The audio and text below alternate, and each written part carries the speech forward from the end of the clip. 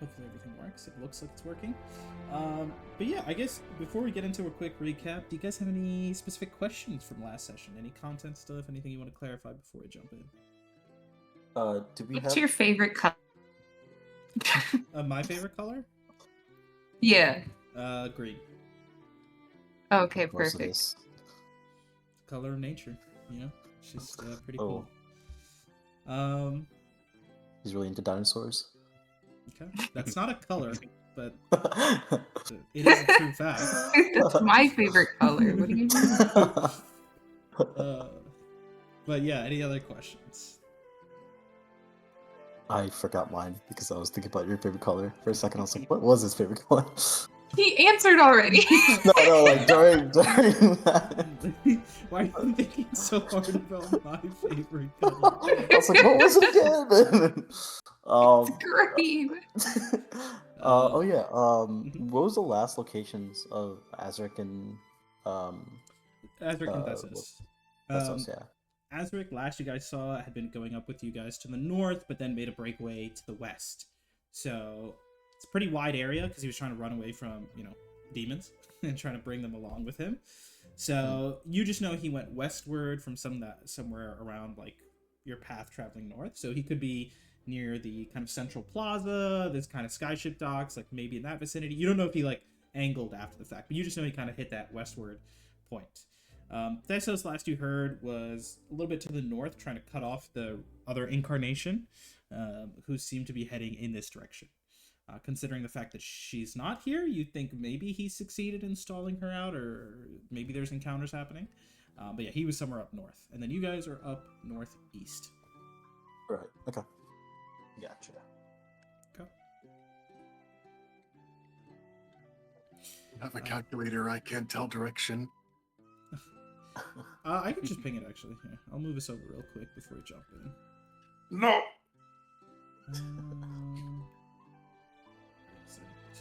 Okay. Yeah, I think I added the labels. Yeah. You're not quite sure exactly. Like, now it could be anywhere like this, right? Because at some point it just becomes where you are estimating them to be. But the idea was Morden and Thessos were heading over to try and stop Nathra. So it could be something like this. And you know you had been somewhere in this vicinity when you then split up from Azric. So it could be somewhere out here. I'll just put him out here. And you guys are at the Arboretum. And then Arlindra is just a big question mark. So I left her where you last saw her, but you have no idea where she is. But yeah, and speaking of the locations, a little recap.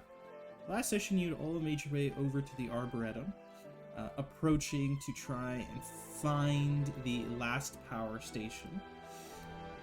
You investigated, found that there were these sort of platforms, like a structure built in that, kind of a reflection of what you've seen so far from Nethril. It definitely has some styles, but it's also pretty varied, right, in the types of environments, biomes, materials they would use. Maybe a byproduct of kind of the expanse of their empire. But you'll found a central platform that Strike had seen in his visions, and upon investigation realized there was some sort of protection abjuration over the entrance to somewhere below. Maybe an extra dimensional space or some sort of illusion. But you began starting a investigation into decoding, unlocking the security system.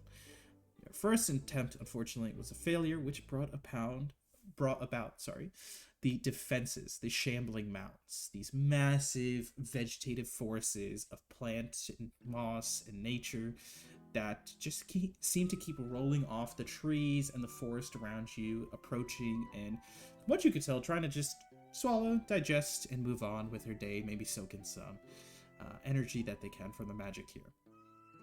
You all, it was fraught and a little bit close in terms of danger, were able to find the answer, a reflection of the kind of magical pervasiveness and like utilization here in Nethril society, and used spells you were familiar with to unlock the code and gain access to some sort of sanctum below, with multiple entrances maybe leading to other functions and rooms.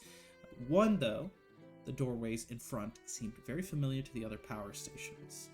And that was something you caught, Kairos. Like, you noticed, okay, this looks pretty similar to the power station entrance. Oh, wait, sorry. You saw it, but you didn't recognize it. My bad. That was the distinction. So you saw the doors. You just were like, I'm Kairos. I've never been to a power station. I don't know what that is.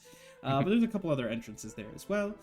But before you could progress, Nixia, with your very high passive perception, noticed two familiar figures suddenly here on opposite ends. The human mage from before, as well as the dwarven mage that you'd all seen before, seemingly in a standoff in the woods, had now appeared here. And all a kind of attention, uncertain about what to do, that is now where we find ourselves. Over. And yeah, with that, what do you guys do as you see these two figures suddenly there? Well, first off, this is the third and final one as far as we understand, right? Correct. Yeah. There's power stations. Okay. What are they? They're just watching us from afar. Yeah. So far, they just approached and suddenly we're there, and I think I did end last session with one of them making a comment of "Thanks for opening the way." Ah, that's what it was. Okay, I was gonna ask, like, did they say something before? But yeah, I suppose if it's fine. V will go ahead and pop out at Kairos and call out to both of them. And who might you two be?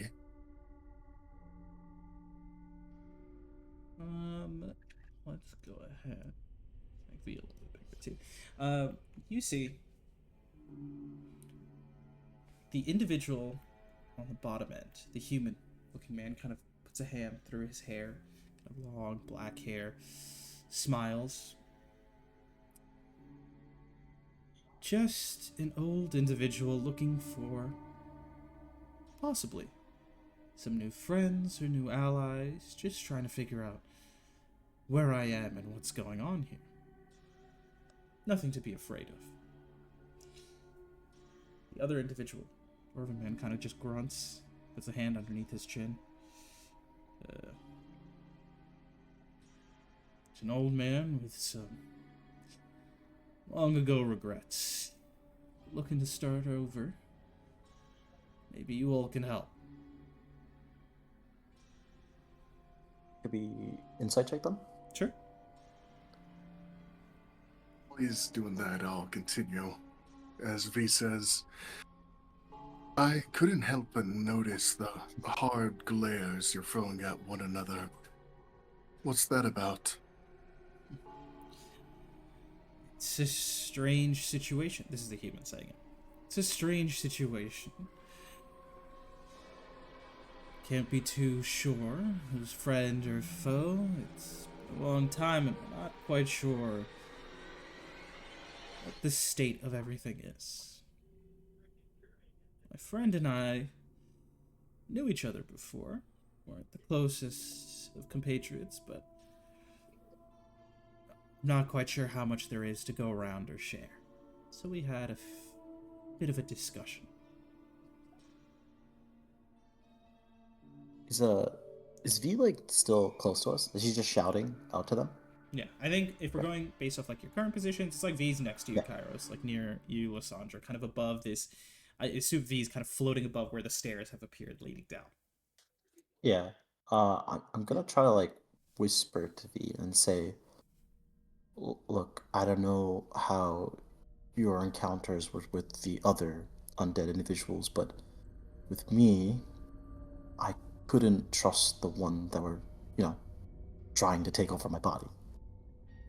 They seem to be passive for now, but perhaps it's best maybe we can extract some information out of them.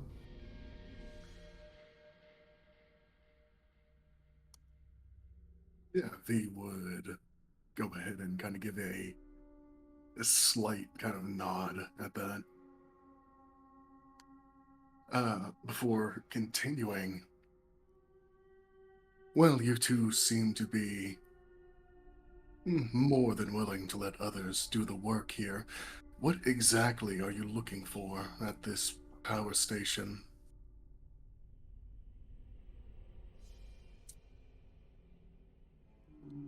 The human man kind of smiles. Well, as it's so aptly named, looking for a bit of resources or power from this power station. Like I said, the city situation is unknown, but does seem a bit chaotic, and it wouldn't hurt to have a few keys to the kingdom in our hands. Just to be safe. Torment kind of just shrugs. Something like that. Don't want to waste my time. You all were kind enough to open the way, and something like this, there's not a lot of in the city, so I'm certain it was going to attract important attention.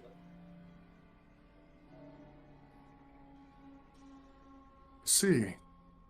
And are you two aware of what has happened to you?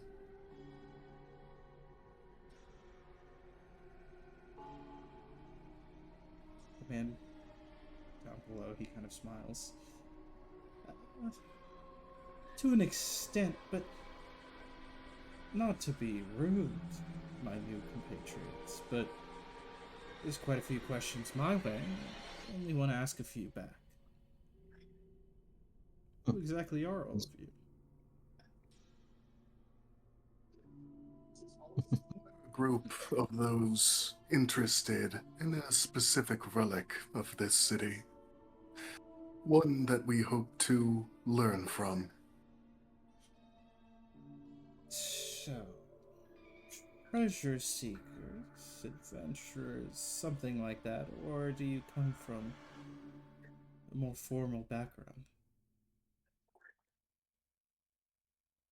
A mix.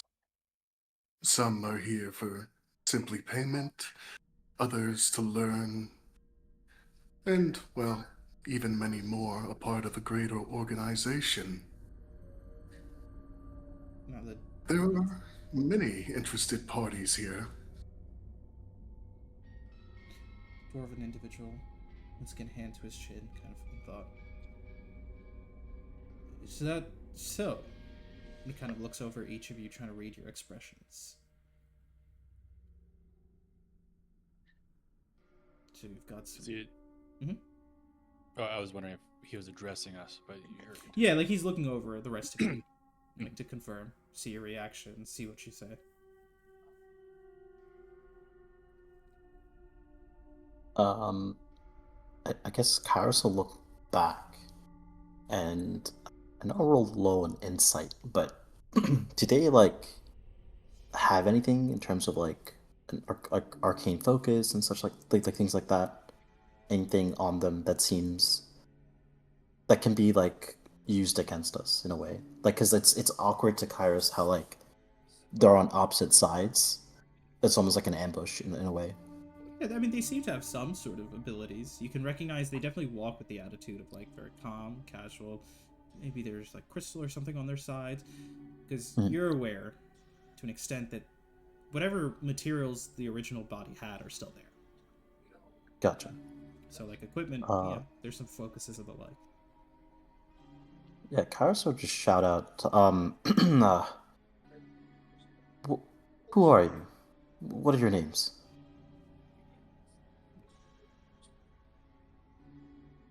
Human kind of smiles. My name is Valern. I'm just a simple merchant. Once lived in this fine city. Dwarf just kind of, again, gives a shrug. My name is Bedin. I was a soldier.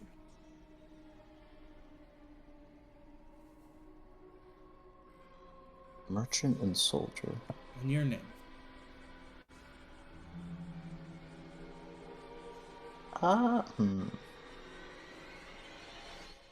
Kairos hesitates, but he'll just go on and say, my name is Kairos. I'm one of the individuals that belong to a great organization. And Like, well, Strike will maybe speak up at the moment and say, uh, it, nice to meet you. My name's Strike, and I'm mainly here because I'm so interested in this city of yours. Wouldn't mind asking you a couple questions about your time in it. The soldier, Bedon, kind of gives a nod. Ask away, and we shall ask in turn. Well, a lot of my questions are academic in nature, which I'm not sure if you're aware of the larger goings on around here, but we're a little bit on of a timetable. Um, if you're still willing to discuss with me, maybe maybe we can have a little chat once the danger is cleared a bit more. And you see the merchant on the other end smiles at this. Wonderful. Actually, that was something I wanted to discuss. Danger. You say you're part of a great organization. How great? Because there's definitely some danger in this city. We're formidable, but this danger you speak of, what do you mean? Is this about this lord I keep hearing about? That's what I'd suspect. I'm sure you can all feel it in the air. How it's changed. If we stay too long, well, we might all just be piles of bone at the end of the day.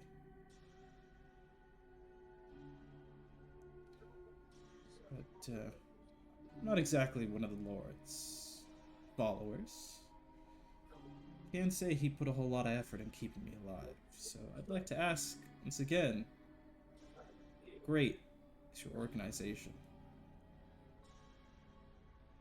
I'm gonna look at Lysandra to like see her reaction, and like because we don't know if this is friend or foe, so like I think Lysandra is like trained under Harris's mother, and she seems more of like a someone who would be like a tactician, like a strategist sort of like vibe.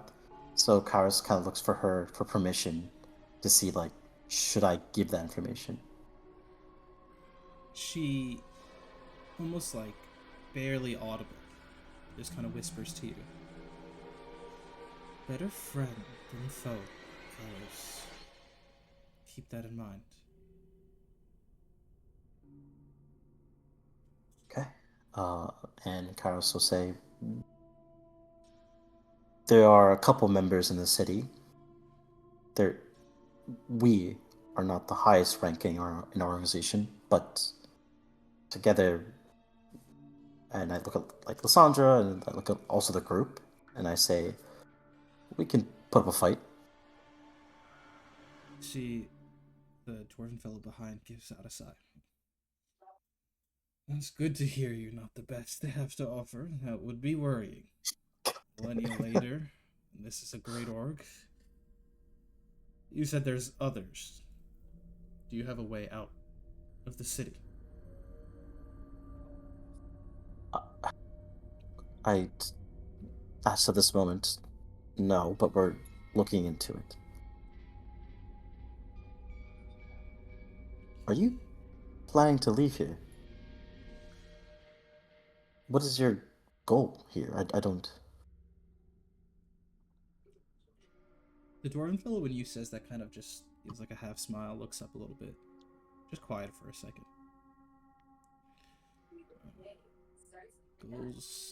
Goals are lofty things. But for now, I'm just not trying to die. Especially not to the old bag of skin and bones.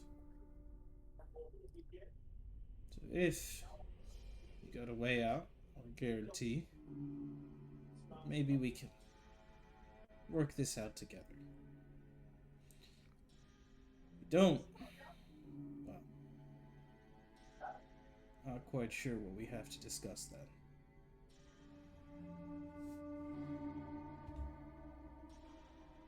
Well, we most certainly would appreciate the help if you'd offer any. Now you see the human on the other side. Of course, my My fellow citizen here is a bit callous at times. Of course, there's value.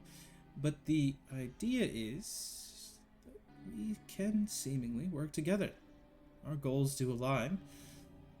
This is a different time than we're used to. The titles we once had, the names we carry, they don't hold the same weight. So, it would be nice to have assurances. You all say you're not the most prominent members of your order, but the way you speak about it, I assume you have some connections. Is that right? We do. This group holds sway even beyond that organization. They're quite famous, having, well, served the realm in all sorts of manners, garnering goodwill from many. Why, we even have the son of a prominent member of said organization here with us. It's my understanding from what you're saying is that you two wish to begin anew, to let go of what ties you to this city and find a new path elsewhere. Am I correct in that assumption? Yes, you are, my dear. And you seem to be full of surprises, all of you. An interesting gathering. Indeed, a fresh start.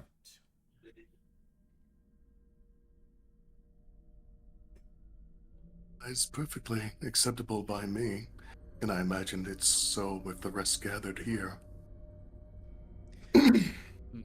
Quite so, and without, well,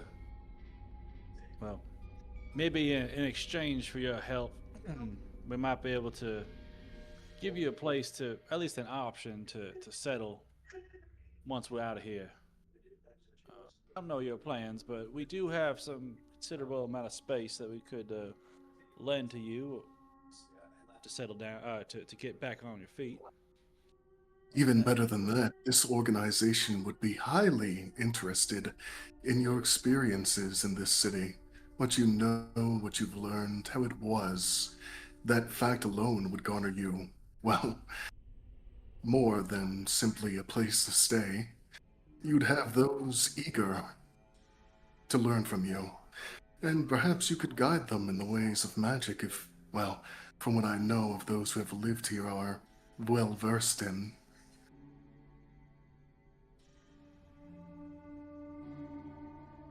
We can always speak about the details after. It is an interesting offer and proposal, but appreciate your generosity. It seems like we do have some steps to take. All of you, go ahead and give me persuasion checks as a group. You are connected to a great organization. You're not, to your awareness, that famous yet, but the order is. So if you want to lean on that, you can. If you're trying to make a deception for how famous the party is, you can make it deception, or you can just make it normal persuasion. Up to you guys.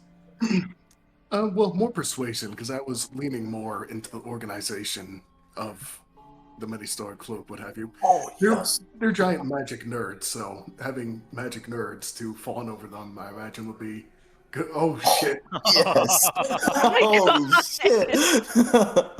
Okay. Good roll. Jeez, even 18 for a strike is great. That's a 19. I was gonna say if Brian got a nat 20, I'd just be like,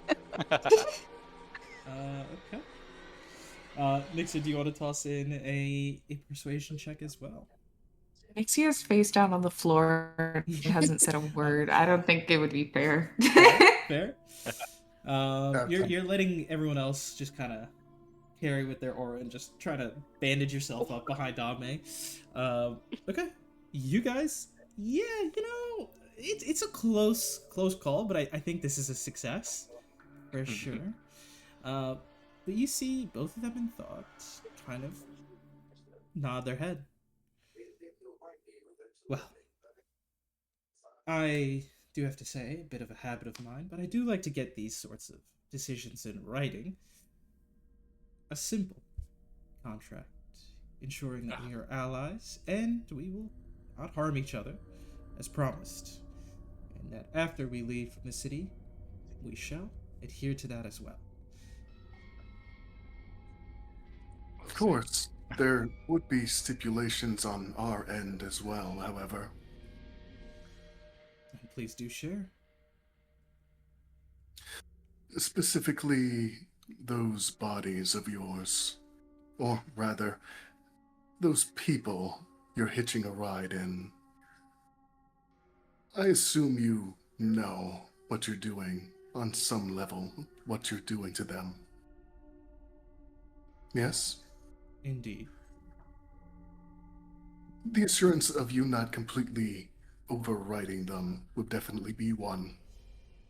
And upon leaving this city, exiting those people, I'm sure the Order can fashion you some other medium for you to use. Why, there might be even those willing to allow you to ride along with them. But for now, those you are possessing, ensure you don't overwrite them. And when we leave this city, you leave them. A slight caveat I do have to add. We cannot leave these bodies until we have a new vessel.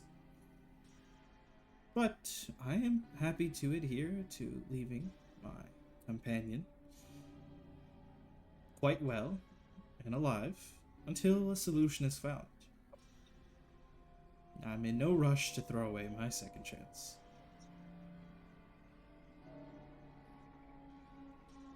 He wouldn't glance at the dwarf, see if he's cool with it.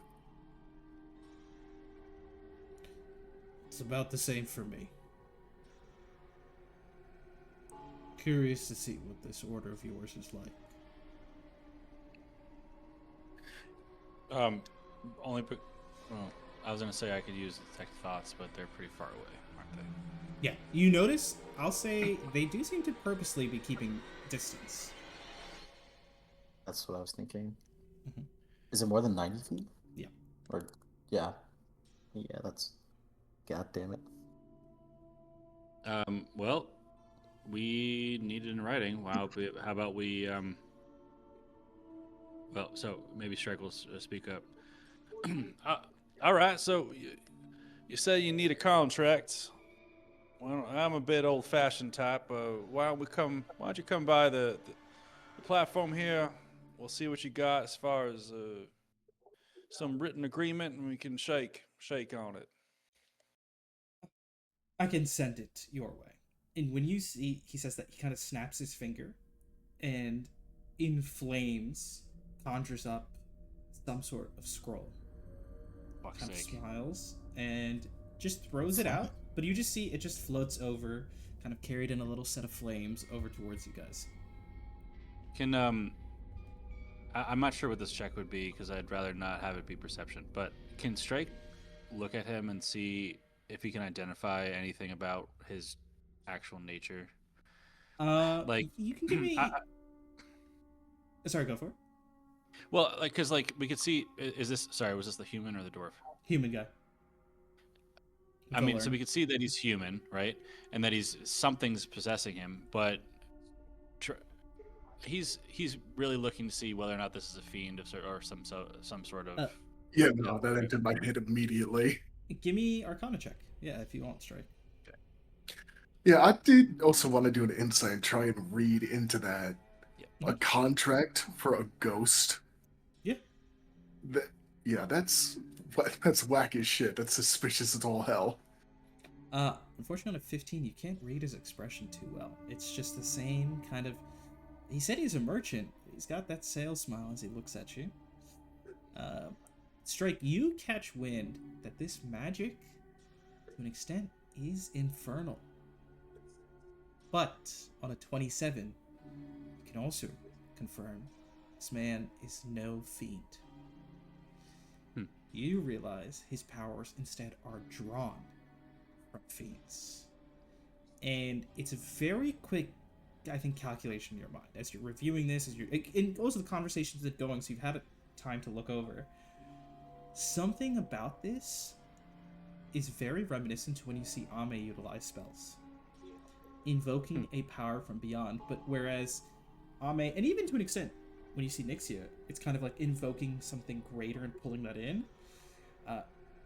There's like this slight feeling that when this individual conjures the flame and kind of casts some sort of magic, you swear for a moment you hear or feel like chains rattling, and instead of something from above kind of granting a fraction, it's like he's pulling power himself.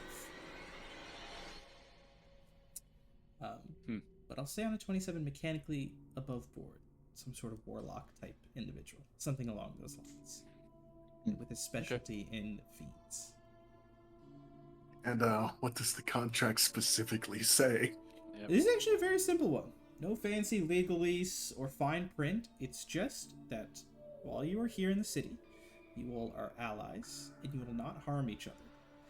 And after you depart, you shall remain allies, and no harm shall be done until they receive assistance from the Order and receive new bodies. At which point, you guys can renegotiate how you'd like to work together, if at all. The contract would cease to be binding at that point. It would be like complete, right? The question then is just they're like free people, like, and you guys are free people. Like, it's just as long as they can get to the Order and safely get new bodies, they're like, hey, they can go open a flower shop for all you know. Like, the idea is it's only binding up until they get new bodies. That's when it's a little tense. But once they have new bodies and you guys have helped them, Just to that double extent. check, Mhm. just to double check for the contract, it states that they are not going to overwrite the people they're possessing, right? Correct. Yep. You can see Okay. that's been like added under where they shall maintain control of these bodies until new ones are provided, but they will not fully subsume the existing body and soul. Does the contract specifically say the Order as being the ones that would help, or could it be anybody? It's listed as the Order from which Kairos is a part of. What's the consequence of breaking the contract?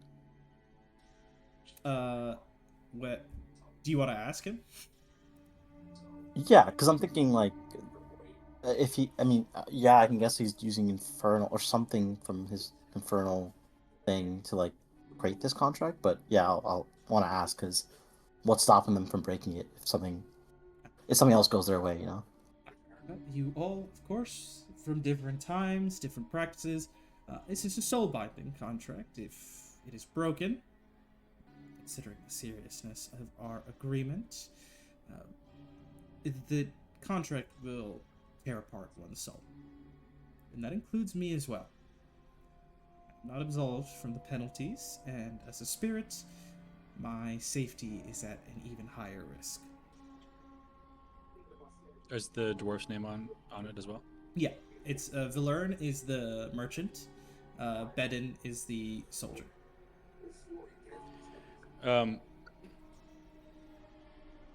Let's see. I guess maybe Strike would speak up and say, well, after reviewing, do you require the assistance of this particular Order to help you? What if we could find another way to assist? For example, while our friends here, and he gestures towards Kairos and Lysandra, maybe part of this Order, we don't speak for them, and it would be. I would be remiss to put a stipulation in this contract where we can't fully control it. So I would propose to give some flexibility into who can give you this second new body. Oh, simple enough. It's a great point. As long as you all or the Order can help me, that works. And he kind of waves a hand, and there's a flash of fire, and you see it now says the Order that Kairos is a part of, or the efforts of the individuals, and it kind of lists your names out here. I am curious if you two would be open to one more stipulation on our end. Specifically that you will not harm or kill anyone, with the exception of self-defense. After all, we've just met you. We know very little about you. And by no means do I mean insult to your integrity with this stipulation. Rather, I simply do not wish to bring harm upon those who don't deserve it by my actions, whether direct or indirect.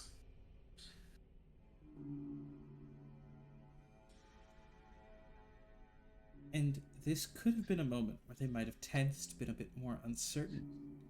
Your previous efforts as a group and two nat 20s, you see them think through for a moment. It's not immediate, but they start to nod back.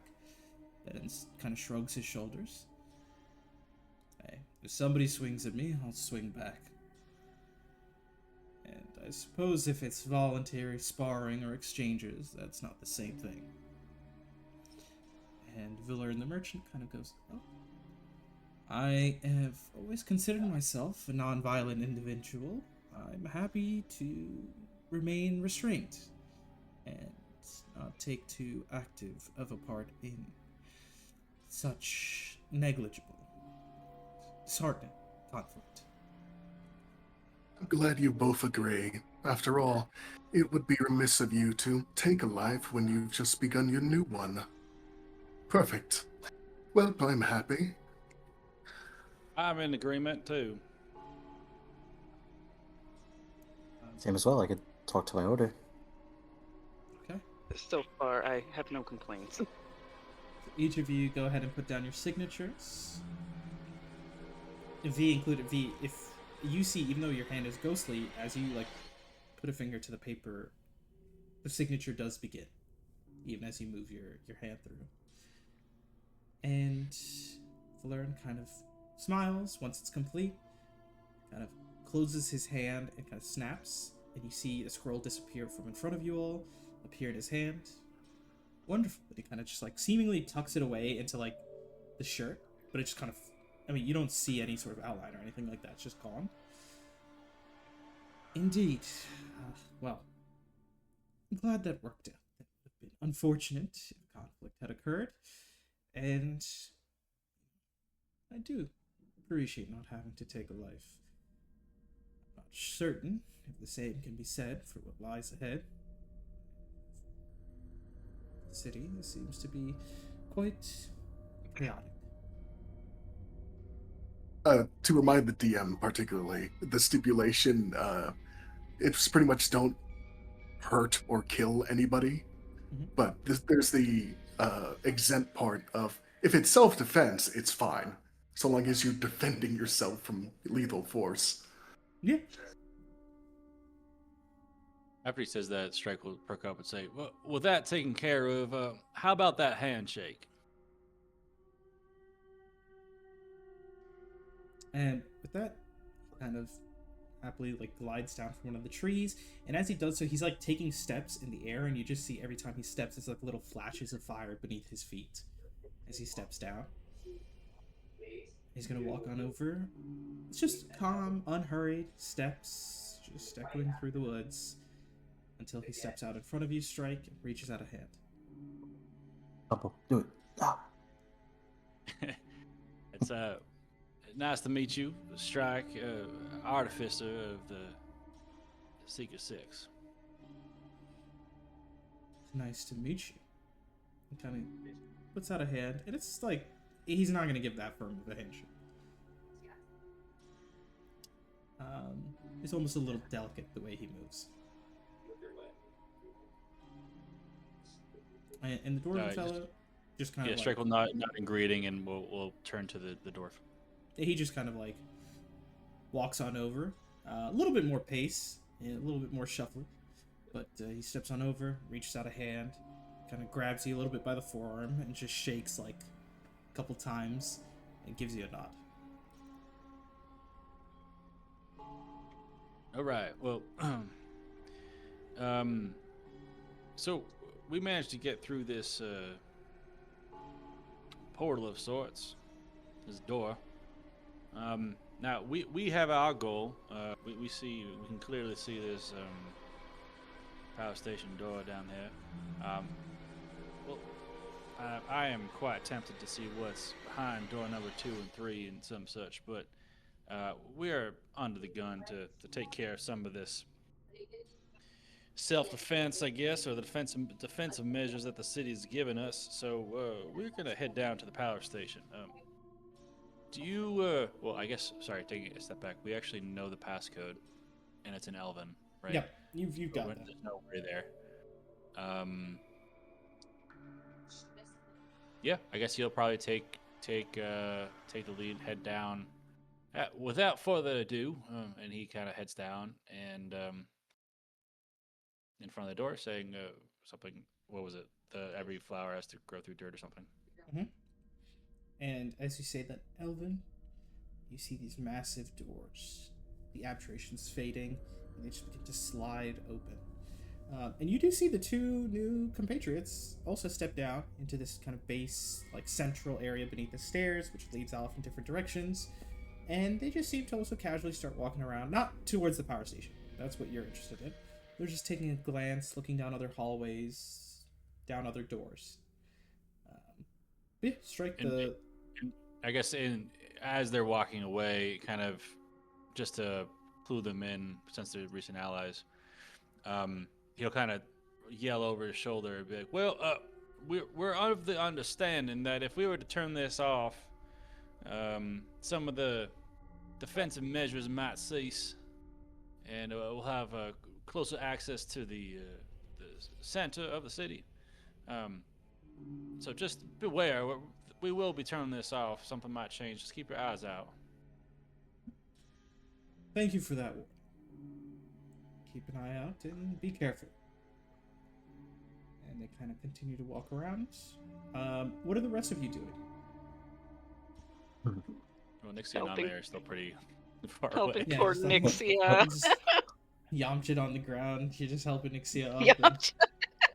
and healing.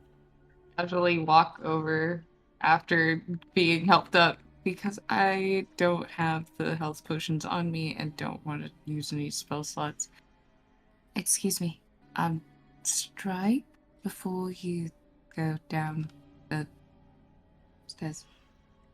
And just as a quick aside, Strike at least knew you're still alive, but given the timetable, but will obviously be willing to hand out any potions that he has.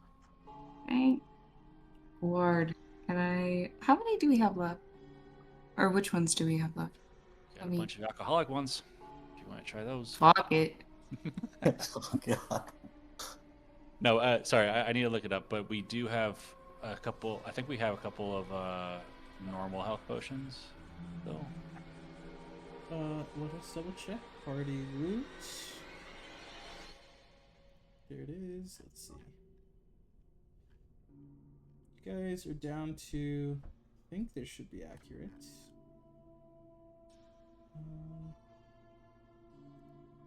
think this one was previously included. I see 3, 2 of which have additional bonuses. Oh no, this is not right. Okay. Oh, sorry, 2. We have 2 left because we used 1 with the maximum breath that Asia used. So here it should be something like this.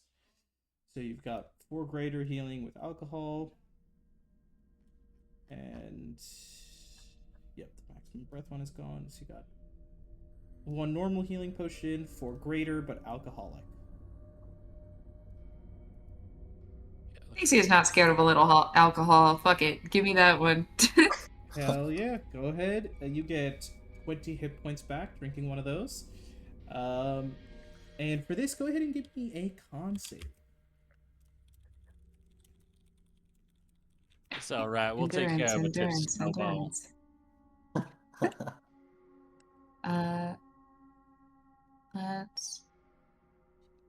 Let's roll.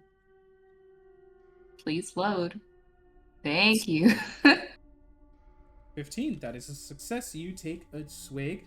This is like stronger stuff, you know, a little bit more of like that kind of warm feeling going down. It doesn't burn, not too much. It's a little smooth, but it definitely gets that heat going once it starts kind of resting your stomach. So, a little odd, I think, for Nixian specific. but it does the job, and you are healed up. 20 more hit points. If you'd like to take another, you certainly can. Just the one's fine. As an aside, can constructs take potions? I don't believe so. Let me double check. I think the wording on some of them is like specifically that undead and constructs cannot take. Back, did they betray us yet? No. Just Although drink it Nixie on is the fine. job. Yeah. You lush.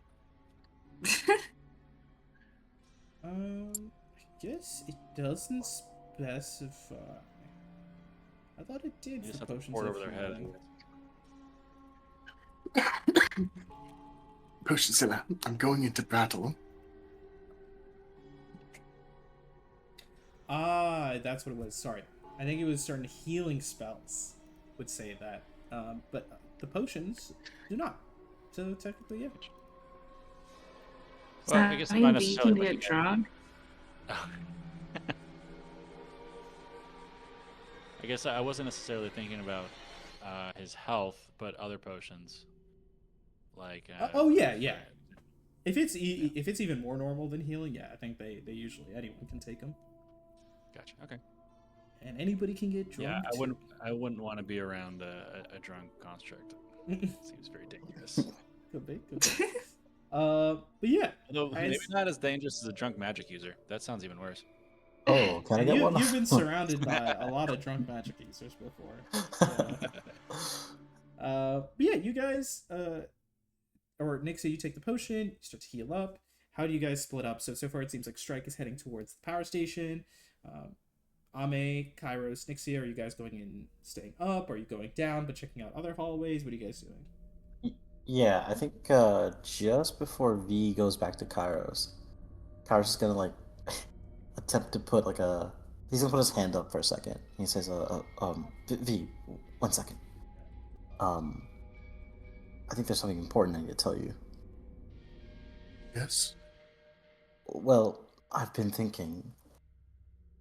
Do you remember you were inside my mind earlier? You're trying to get me out of that, I don't know, prison, I guess, the storm? I do. Well, and Kairos would look back to Ame, like, from way afar. And, Kairos starts to think about, like, you know, the entity that he, like, met during that battle between him and the other, ghost. And, like, you kind of see Kairos in his expression of worry, and he looks to UV and says, well, I'm a bit worried about Ame. Especially about what just happened. You know, with the lightning she just did. Did you see her hand? Tommy's a did. man. What was Well, I said Ame is a man. Amazing, dude. oh, I'm so sorry. That's what she... It's okay, Shirley. I know what you... social points. How dare you misspend your army? Shirley, it's only been 2 years. It's okay. You know, I was thinking that. I was like, the last time I slipped up was probably like last year or something. But like, I don't know, I keep thinking of Asia. I know. It's okay. Damn, Kairos don't know the difference between a wiener. Oh, my vision of God. Ame is literally just Asia in a large brimmed hat of the sort. That's funny. But Ame, yeah, I'm worried about him. I was thinking maybe you could help him out more. You know, make sure that he's all right. I don't know, but just have this horrible feeling that if something were to happen to him, there's a potential that something else might come back. Do you get what I mean? I think I do. Though, of course, they'll have to accept the help I offer. They were leery about it the last time I offered. Well, that's why I wanted to talk to you first. Perhaps you could go back to him and talk to him again about it. And you could mention that that is something I suggested. All right. Um, and do let me know if anything strange happens to him. You know, I'm sure if you're inside his head, you could hear things. And I don't wish to make you like this, but perhaps this could stay between us. Maybe you could let me know on whatever is happening to Ame. Anything strange. How scandalous. You wanted me to act as your spy. Not, I mean, technically, yeah. I'm but- joking. I Okay. understand. You're worried about Ame, but you don't want to complicate things. Right, yes, that's it. Just make sure that he doesn't go too far. All right.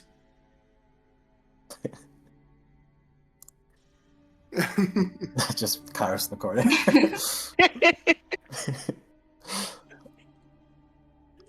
And yeah, I suppose V will go ahead and float over to Ame, wherever they're hanging out.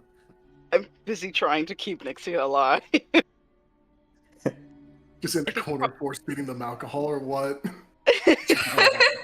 I think as V just kind of floats over, you kind of just catch like the tail end of a conversation between Ame and Nixia, and Ame's like, "Are you sure that you're all right?" And they're just like going back and forth with each other.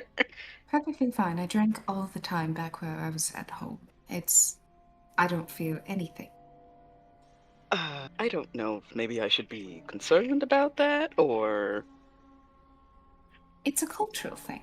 Hi, V. Hello. It's good Hi, to see V. that you're not dead.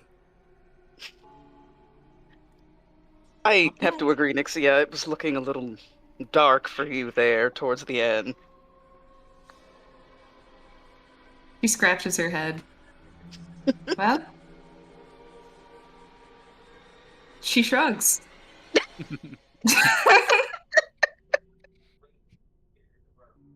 You're very, I guess, nonchalant is the word about being so close to death. Is this common for you? More or less. I mean, think of it this way.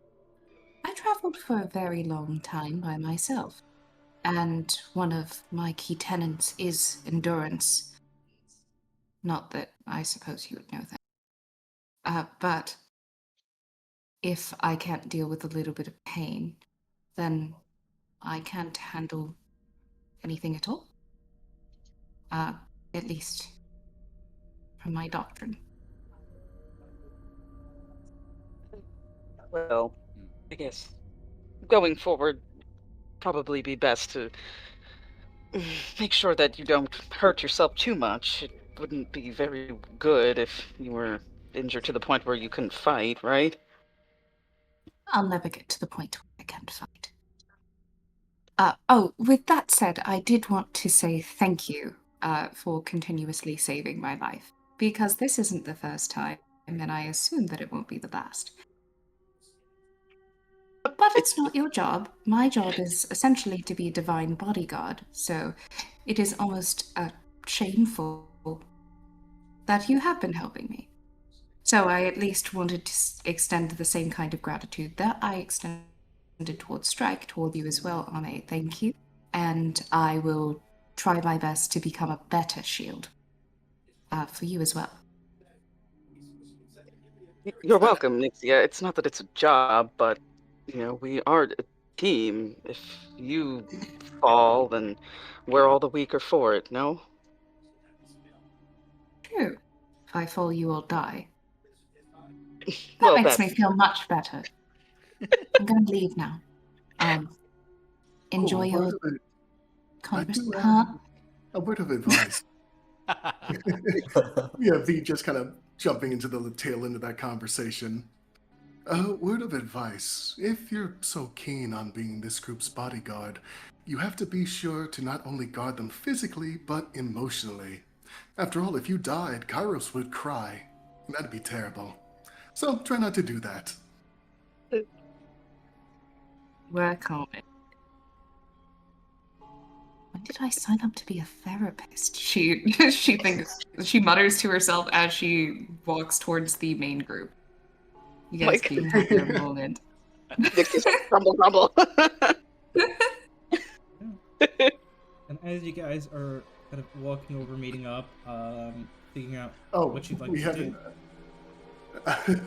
Still haven't done the conversation I came over here for. Oh yes. So that leaves, I think, V and Ame for a moment as Nixia walks away. Hi, V. Glad you're, well as you can be. Yes. Well, more focused than I was a few moments ago. But I did come over here with a purpose. Would you be willing to let me in? Ame's like very confused. What in my body? What for? Ambrose is worried about you. And honestly, so am I. Why? A multitude of reasons. Specifically, well, where we are and what we're facing is a big one. And given that you're usually the first in the fray, I'd thought I'd be a bigger help with you, rather in the back line with Kairos.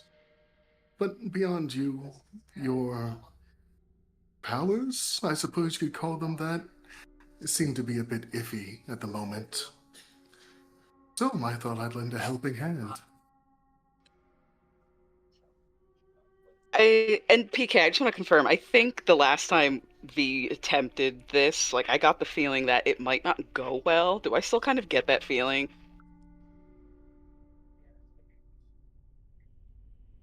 Oh, did he step out? No, I'm here. No, No, PK. Pranav. Yeah. Oh, Don't even know my name. on the ghost. Mm. I think that was the case. But going back to the conversation, I really don't think that's a good idea, V.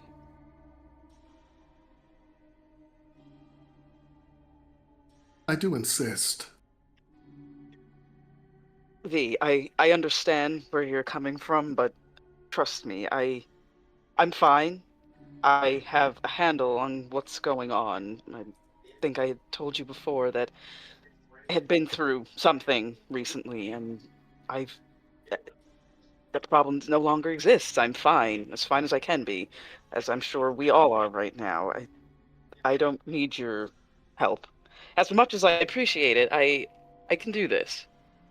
Real quick. Sorry, I did step away, but I had my headphones on. So I did hear, I just couldn't come back to unmute. Ame, you can make a Arcana check, I'll say, as you think back on that situation. It's not a high... It's not, like... Again, you'll get different tiers of information based off how well you roll. Are you, like, super in tune with what's happening, or are you just kind of going off vibes and feels? A 10? Vibes and feels. I mean, it didn't... It felt dangerous in the moment. You're not sure... It didn't feel intentional, though. Does that make sense? Like, it was in the moment, you were dealing with, like, all these tears. You were already kind of having this weird, like, you know... You were only recently recovering from some of the other stuff that had happened. But there's no active prevention. It's just a question of how well does it work out. That's all you get with a 10. You don't know how to make it better, how to make it, you know, what makes it worse, nothing like that. But you're just like, seem to be maybe in the moment, but it seems variable. V, But you know, as you finish up saying, you know, fine, I'm fine, I have a handle on this, V's gonna cock her head to the side and go, huh, it's weird looking at this from the outside for once. what do you mean? Oh, denial.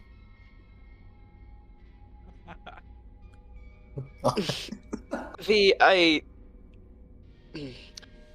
when we've interacted with these incarnates who seem to be very passionate about their situation, not that what I'm going through now is similar per se, but I worry what could happen to you if you come face to face with the being that I draw my power from.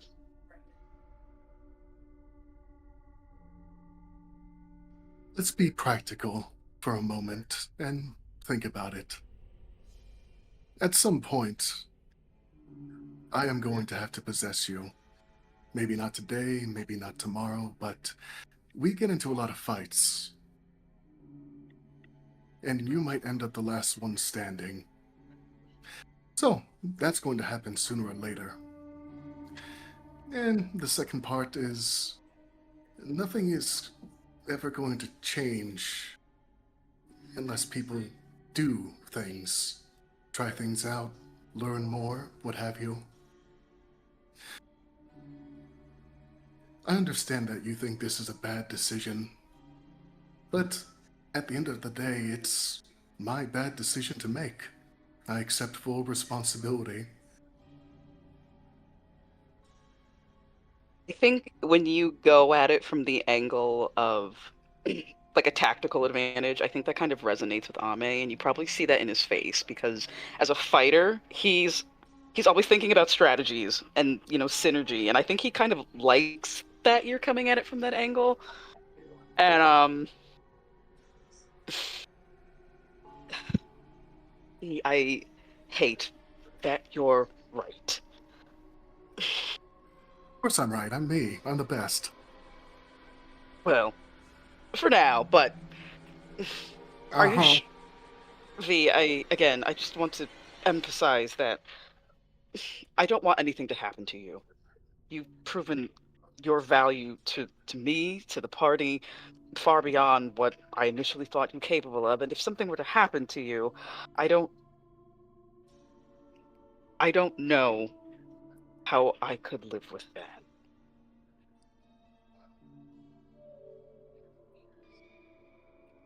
I appreciate that. I really do. But you have to realize that feeling goes both ways. I care about you, I care about this group. You've all really grown on me, like some weird sort of fungus.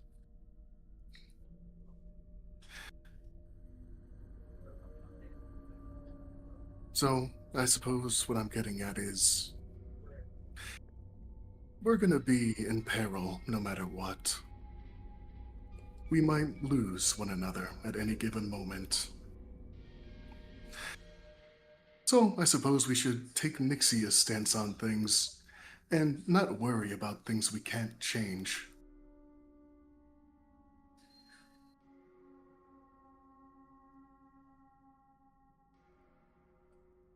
Right then, V. You can inhabit my body if you'd like. Alright? This is gonna feel weird. Not as weird as probably when you just kind of zoop right in. Yeah, we will go ahead and slurp right on in. And you sort of step in, and nothing happens on me. You're there, and it kind of takes a second. There's almost this feeling, like something below the surface. Almost like when you have an involuntary, like, motion or thought or something like that, but it's not as sudden or out of control. It's something kind of like slowly trickles in the back of your mind. That's because it's not your thoughts, it's someone else's. As V, you were able to successfully step in and possess Ame. Oh, that's neat. I think Ame's just gonna talk out loud and be like, "What's neat?" Oh, it's a lot more clean and organized in here compared to Kairos's. I imagine Kairos's insides are like a disheveled library. Or What did I something come back to? You're a disheveled library. That's all. Oh no. You'd be right about that. As for Strike, his mind is like a scrapyard. I don't know half the things going on in there.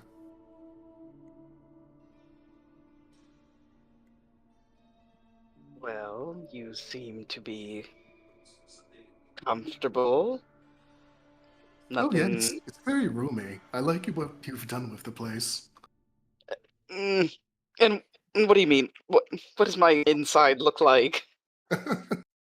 I'm joking. Say that Ami is fully like oh, it's like a physical place that she's in.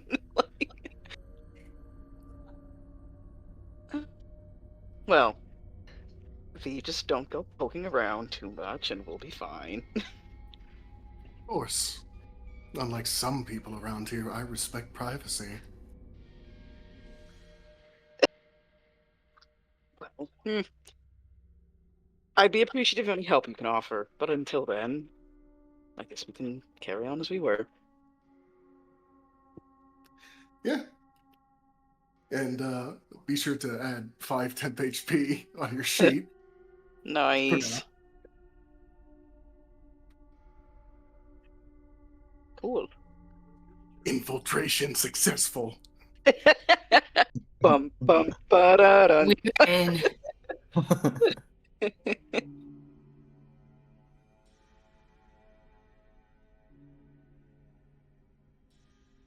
Okay. So with Ame now possessed by V, Nixia healed up, you guys, and then Kairos as well, you step down into this sort of hidden sanctum area below. Strike, you're already in front of the power station doors. He'll notice the rest kind of coming down. He'll look over his shoulder and just to say, Nixia, you're up. Glad you're doing all right. And Thank you. simple. That's it. And then you'll look back to the to the controls and maybe glance around to double check that everyone's still cool with what he's doing. Yeah. I mean, the Give other everyone two... a second to... Yeah. The other two incarnations, by the way, they're just walking around roaming the hallways. You're stepping into the power station. Are the rest of you following Strike? Are you also exploring other rooms? What do you guys want to do? Oh, I definitely want to explore other rooms. Okay. So, Yeah, me Kairos is too. going out exploring. Ame, you're going out exploring. Nixie, are you also exploring?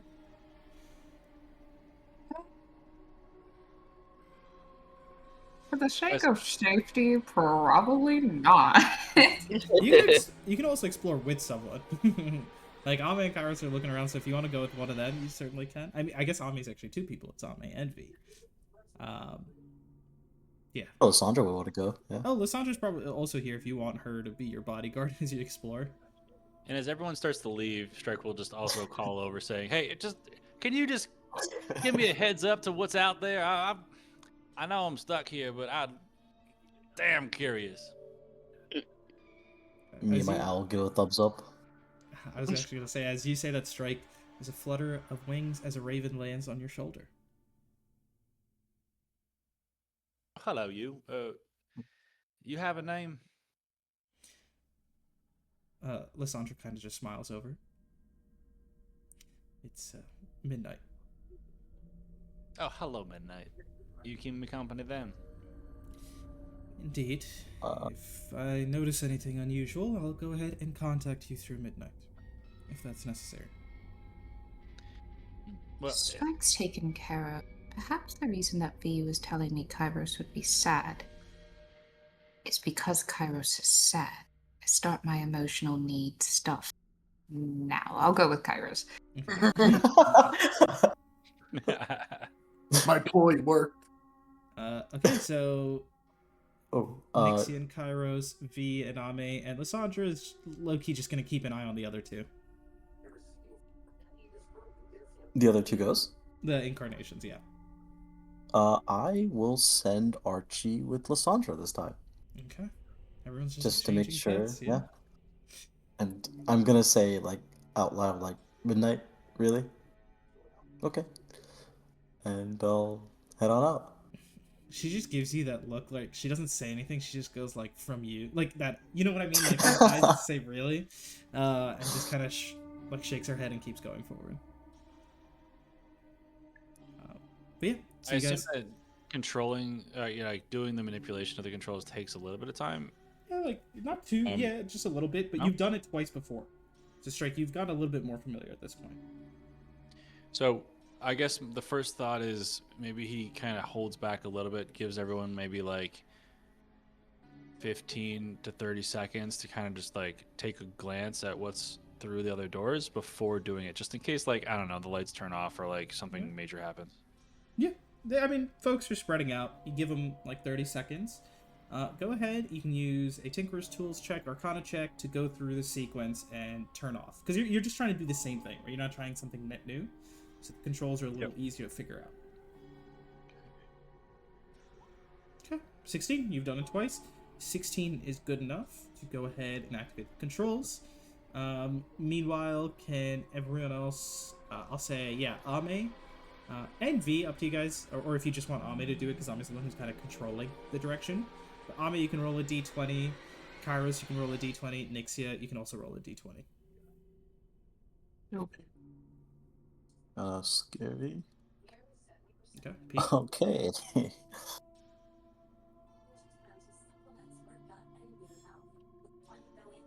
That's like an attack roll on me, right? Like pretty low. Okay, great. Might not go through.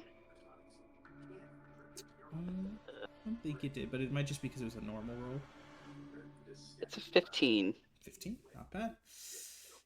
Yeah, you guys are all exploring. Kairos, you see a room with a few arcane runes, maybe a little bit more important. You step on over. You open the door, or you try to. Go ahead and give me a con saving throw. Oh, all right.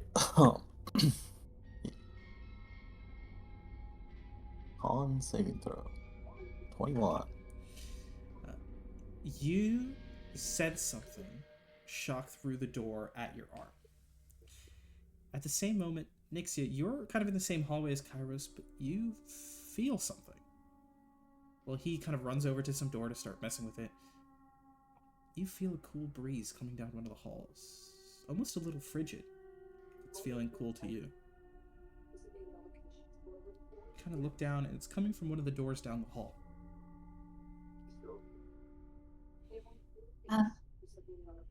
Excuse me, Starboy. Huh? Yeah. Maybe there's something over here? I have a feeling. You don't mind being by yourself, do you? I know that I said that I would accompany you to myself, and I realized I didn't say that to you, but I'm gonna go. So if you want to come too, you can. This is an invitation. And like Karis look back to the room. Is there anything else inside or no? I mean, this is like right before you're about to try and open the door. It looks important. I mean, you just need to swing the door open, and maybe you can join Nixie afterwards. I'll join you in a bit. There's a lot of runes here that I'm curious about. But, yeah, I'll be right there. Okay. Don't fall into a trap. Me? No worries. Nixie, you walk down the hall then, towards the door that kind of kept the feeling of like cold creeping from it. As you walk away, only just a few seconds down the hall, Kairos, you turn the doorknob. Immediately, a flash of magic, and slowly, you watch your right arm begin to turn to stone in front of your eyes. I tried to warn you. I start screaming. You're like taking in that breath, and at the same moment, somewhere a little bit down another hall, Strike hits the off mechanism, and with a 21, you are stopping your full body from being petrified. As you're like holding the door, and you see all of a sudden the magic just like flash and then completely fade in front of you. And the stone that's working its way up begins to crumble off. It's almost like clay peeling from like the edges of your skin. That leaves it a little soft, a little raw, but you kind of just pull your hand back and you see just a pile of clay hit the ground. And the abjurations sort of fade from the door because it's reset. So there's still the magic returns, but the abjurations are like completely off. Yeah, I was gonna say, on second thought, how about I join you? You're like just saying left at this with point you're like by yourself. yourself. Even 10 seconds after V leaves, you're already fucking dying. Yeah, I just went after Nixia because I was like, yeah, maybe I can't trust myself to be by myself. He like starts to turn around. Meanwhile, down another hallway, Ame, you like are kind of walking through. It's calm, it's quiet. You're still getting used to this, and there's a brief flash as several like simple like arcane runes or lights kind of dim and then reactivate. And you see in front of you some sort of magic begins to fade, and a door you recognize that had maybe protections has returned to sort of normal. Oh. I will open the door. Okay. You open that up, and you see there's a few others nearby as well, but you kind of recognize as you push this open, they all seem to have turned off their protections. Oh, good. And the place that you're in seems to be an alchemy chamber. Go. And for the most part is dust and ash and ruin and rust because it has been 1,000 years. Go ahead and give me a quick investigation or perception check. Just as you kind of cursory glance around. I'll do some as well, given that one of the same. Yep. What did you just do? Viva He rolled. perception. Yeah, Okay. plus I'll add a d4 to your perception. Perfect. 19 and 22. Each of you is able to pick out one surviving item in this room. V, for you, as you kind of turn your attention, is one of the flasks. Seems to still be intact, no broken glass, nothing like that. The others have all kind of faded, turned into random, almost like stains or dust along the ground or the walls. There's one that's managed to survive. And the other thing is, you find like a cylinder. Some sort of magic that's been keeping it safe within like a glass case. Very similar to what you've seen in some of these other places in the city, right? Their method of like preservation. But again, no damage, nothing like that seems to still be intact if you want to try and pull it out. Yes. Okay. V, you go ahead and I'll give you the name of this item. The effects you might need to investigate later. V, you find a potion of maximum power. Let me go ahead and put that in our loot updates. You said maximum power? What the? Maximum power. And Ame, you find a bottle of wine, some sort of special wine. And the name for this is Aged Good Berry Wine. Like you feel, even when you just like open it up, like the whiff you take almost feels revitalizing, like, refreshing. Something special here. Now we turn our attention away from you all, away from the man who's just barely survived having his whole body turned to stone. As Strike, sorry, not Strike, Kairos, you turn to like kind of look around. Oh yeah, Nixia went down this hall. You start to turn and run down. The door's already been opened. Nixia, there's no protections on this one, and you're able to step through, and you feel an immediate sense of comfort. So you're in a cold room, some sort of freezer or something like that. It's like ice all around you as you step through. Many of the cases, though, have like broken or turned. It's still a millennium, right? So much of these items have either like completely turned to like ice and lost any sort of efficacy, but there's different like once materials being stored here. But you see it still continues on. It's not just like a quick little closet. It's like got its own space to navigate around. But you feel another breeze kind of pass through here. What do you do?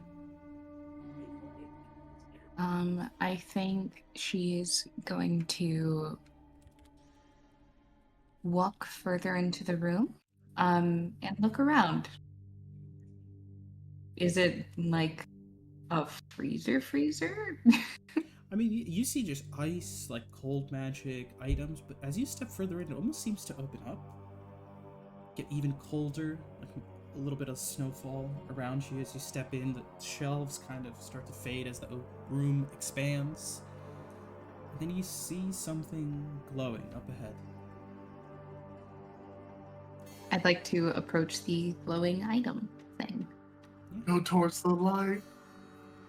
Seemingly something that survived the time here. And you step closer and closer, and the light grows brighter and brighter, even through the little flurries of snow. And again, it's like a storage room for all you could tell before, so it's not like it was bright, right? It's like pretty dim, but this light itself seems to shine like its own little star. And as you approach, you see almost what looks like a set of water, like a little pond of sorts, nothing too big. But resting is a beautiful, incredibly beautiful golden lotus. And you see the lights actually kind of shining from some of its leaves, like almost within. And it clearly has some sort of magical property or something special, as it just sits there, these golden leaves, bright and shining.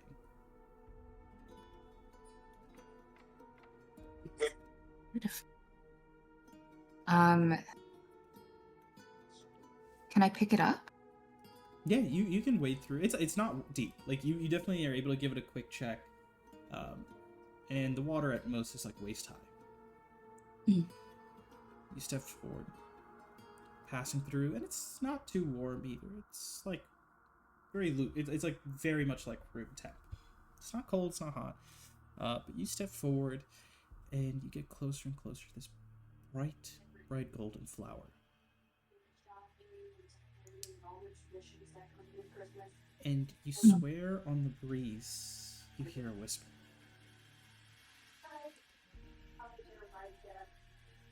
You don't quite catch words spoken, but you almost feel like you have really good perception. You're like, I kind of felt like I heard something. It just barely escaped attention or like detail. Do you keep going towards them? She's just talking to the flower as she is going to continue to approach. She says, You poor thing. All alone. Alone in a cold room. My lady, are you here? Another breeze kind of passes by.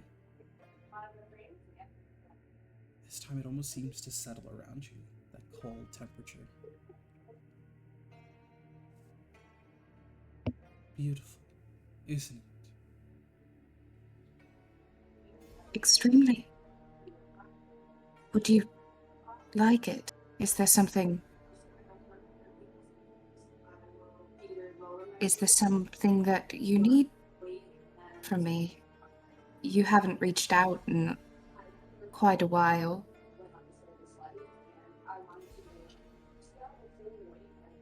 And you kind of hear a sigh carried by the wind. And the light in front of you shifts. One of the golden leaves seems to almost peel back, like shrivel a bit, and fall, hitting the water surface.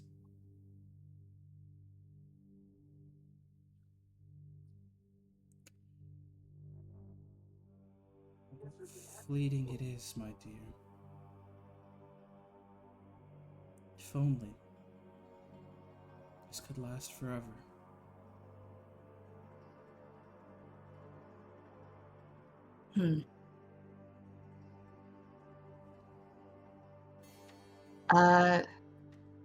Am I... Let me check something real quick.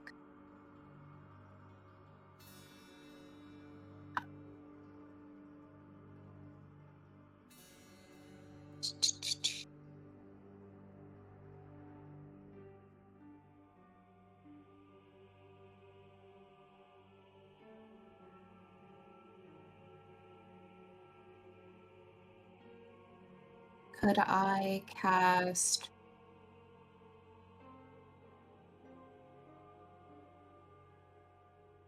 That'll do damage. I don't want it. Bad. Fortune favors the bold. I still say you eat it. If you have something that deals damage, you try and like minimize. It's up to you. If you want to try to like weaken the effects of something, I think that's feasible.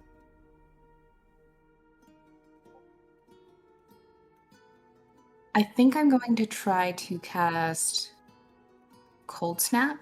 Mhm. It essentially erases the heat from a target. So I'm assuming what I'm trying to do is freeze the water inside of the lotus. Like, and it's like sitting on top of water, so you can totally like try and use this to freeze it and the water if that's what you're going for. Yeah, I will cup some water in my hands and try to put the lotus, and I think in that cup hands of water, and then cast Cold Snap on it, so it is frozen inside of the liquid instead. Just like that. Beautiful sculpture now rests in front of your eyes. Held in your hands, the water that was dripping now becomes icicles, dragging down the sides, and leaves that were beginning to curl. The second one remains where it is, frozen in place, just as bright as it was before.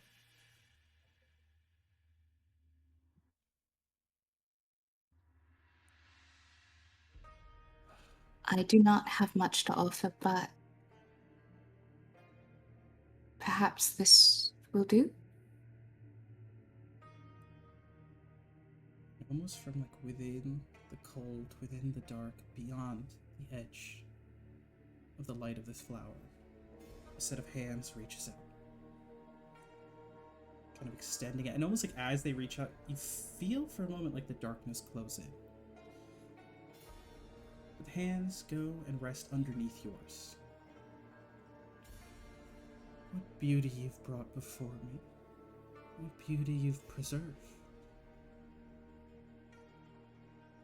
You've done well, my dear. Continue to bring such offerings. Continue to preserve the beauty of this world. I believe you are the one capable of achieving such great things in my name. I understand that I am in water right now, but I do think that Nixia will take a knee. And place a hand over her heart and say, "You have my undying service."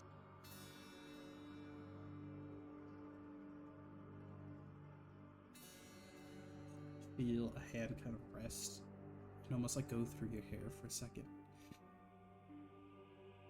I know. And I believe the path to your success, the path to your greatness, lies with these folks around you for now. Trust he will succeed.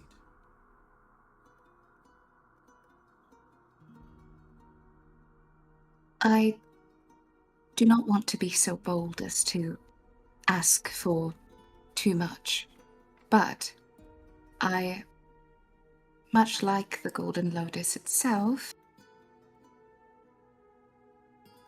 have something else I would like to potentially alter.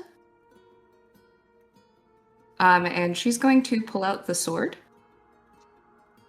If there's any way that you could perhaps embolden this, just so I can continue to protect. One note. Nixie, as you reach for the blade, it is not by your side.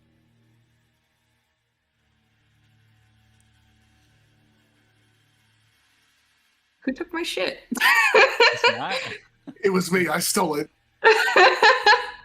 You see, from in front of you in the dark where the hands extend from, the voice creeps out.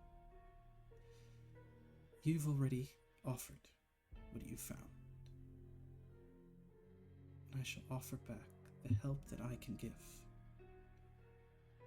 After all, no one believes in you as much as I do.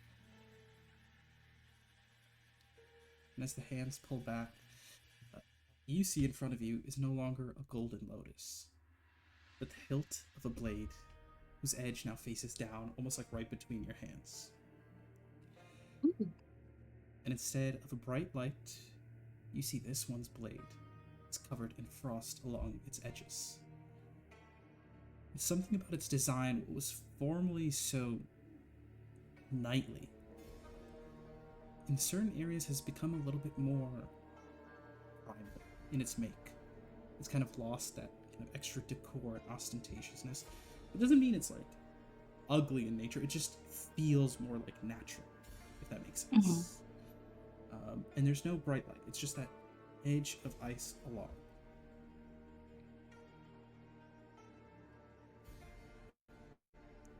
And you can see in that moment you're also kind of kneeled, holding the blade and it's resting right down. The voice just creeps out now as the hands peel into the darkness. Continue along this path. This be a mere trinket compared to what we will hold in our hands soon. Your word is my law. And she will stand back up and bow a little more formally as a like goodbye. But your generosity will always mean the entire world to me. Thank you for this gift.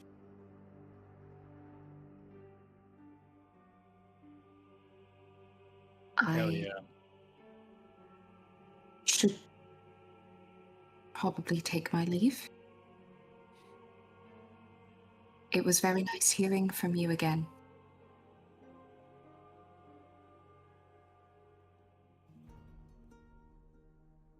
I am always beside you.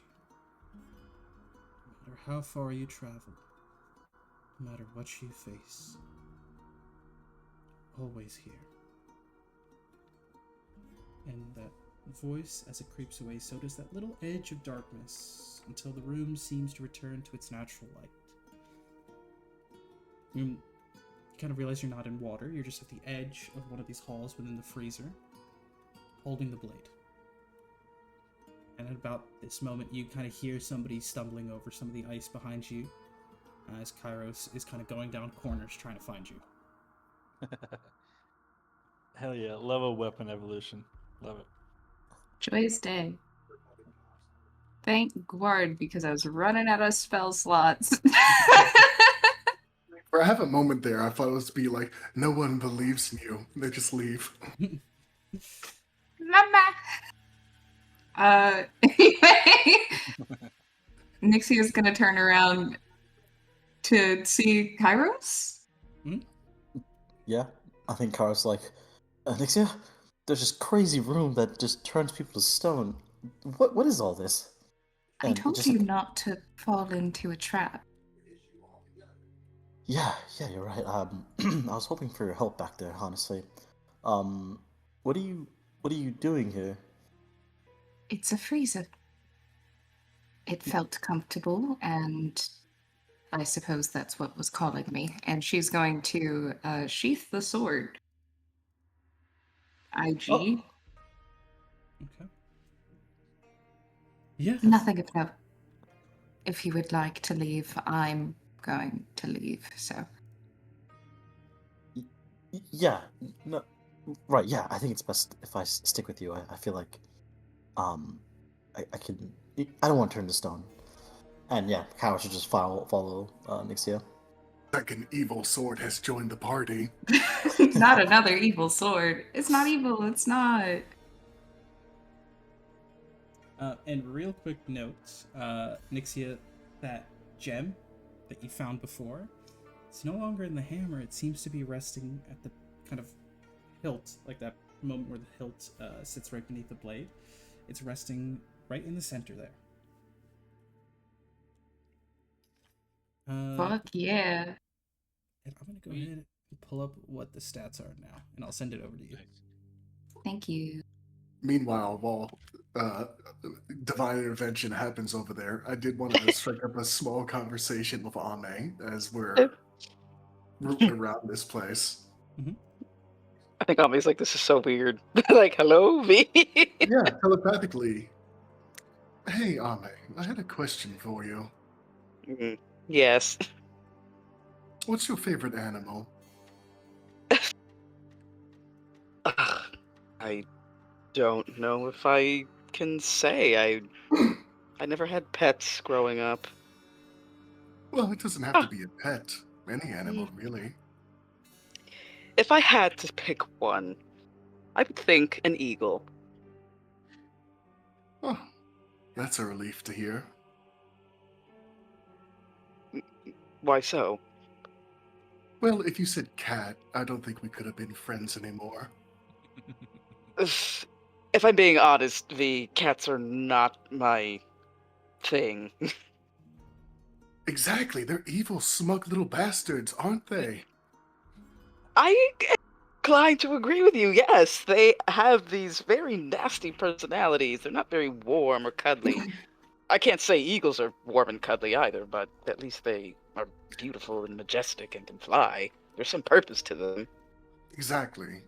With eagles, their purpose and intentions are clear. They're hunters. With cats, though, those entitled, smug little pricks, they trick you. You're speaking, V, as if you maybe had a cat of your own. Maybe? I honestly don't. Wait. No, I don't believe I ever owned a cat. I remember having a conversation with cats. Yes, no, that's right. I've talked to cats before. They are evil. Was this when you were alive or after you had passed? Alive, I'm pretty sure. They treat people like disposable servants. Honestly, if cats were any bigger, they would conquer cities, rule under it with an iron fist. Well, you know they do have bigger cats. They might not be house cats, but they are cats nonetheless. Oh, for like lions and panthers, they're all right. They're more down to earth, I would say. But for cats, there's just no helping them. It's like the world, the universe itself, condensed all the evil in the universe in this small furred thing and unleashed it upon the world. Do you think their entitlement might also come from the fact that they are quite literally weighted on hand and foot? Oh, yes, they are sociopaths. I'm wondering, like I said, you speak very personally and passionately about cats. I'm wondering if when you were living, there were a group of cats in your town or village.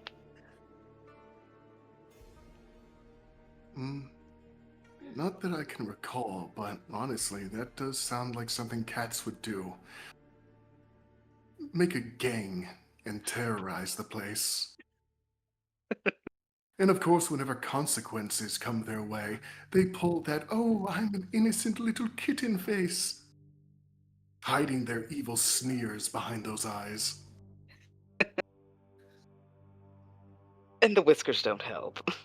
I feel like you can kind of gauge where their intentions are leaning just by the twitch of their whiskers. Exactly. Well, I'd say it's settled then. The next cat we see, we're throwing into a lake. Well, I don't know about animal abuse, but I'm joking. I should be used to this by now. It's been some time since you joined us. You aren't very serious when it comes to doing very silly things, but that's neither here nor there. Anywho, we should probably continue investigating.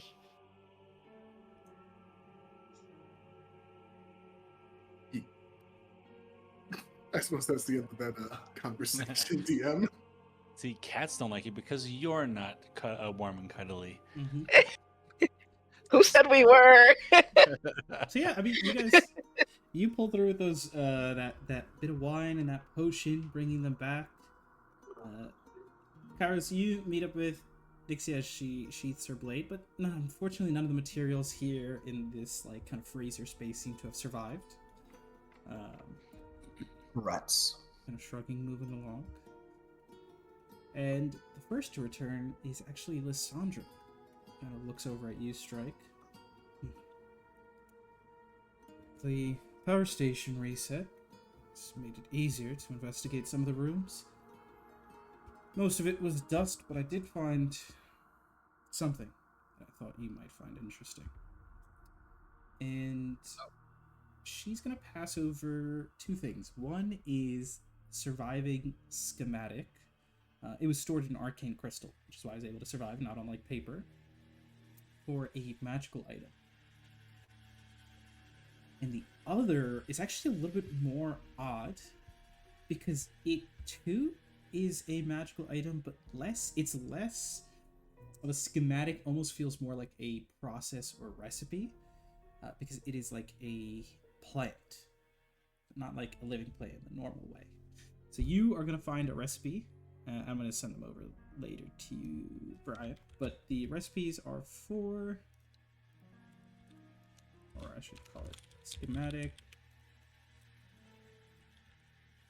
Baywood Ivy,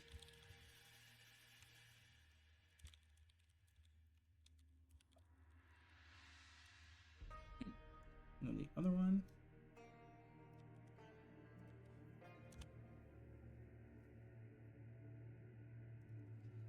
But yeah, both seem to be magical in nature. Interesting. I mean, it's schematics, but can he, just glancing at it, can he have an idea of what they are? Yes, I can give you like a quick note. I'll send like the official details. Yeah, I don't. Yeah, no detail. Yeah, I don't need details, but like at least not yet. Yeah. Like if it's like an item or a weapon, or because these kind of look like names, but Yeah, let me. I think actually there's a better way to phrase them both as processes. okay. The Feywood Ivy is technically it's a magic item, but it's a seed. That's kind of the form it comes in. But when you have it, you can use it to go ahead and attach to an item that prevents you from being disarmed, which is pretty nice. But the main thing is you can use it as a bonus action to speak its command word, and it will lash out at a medium or smaller target that you can see within 5 feet of you.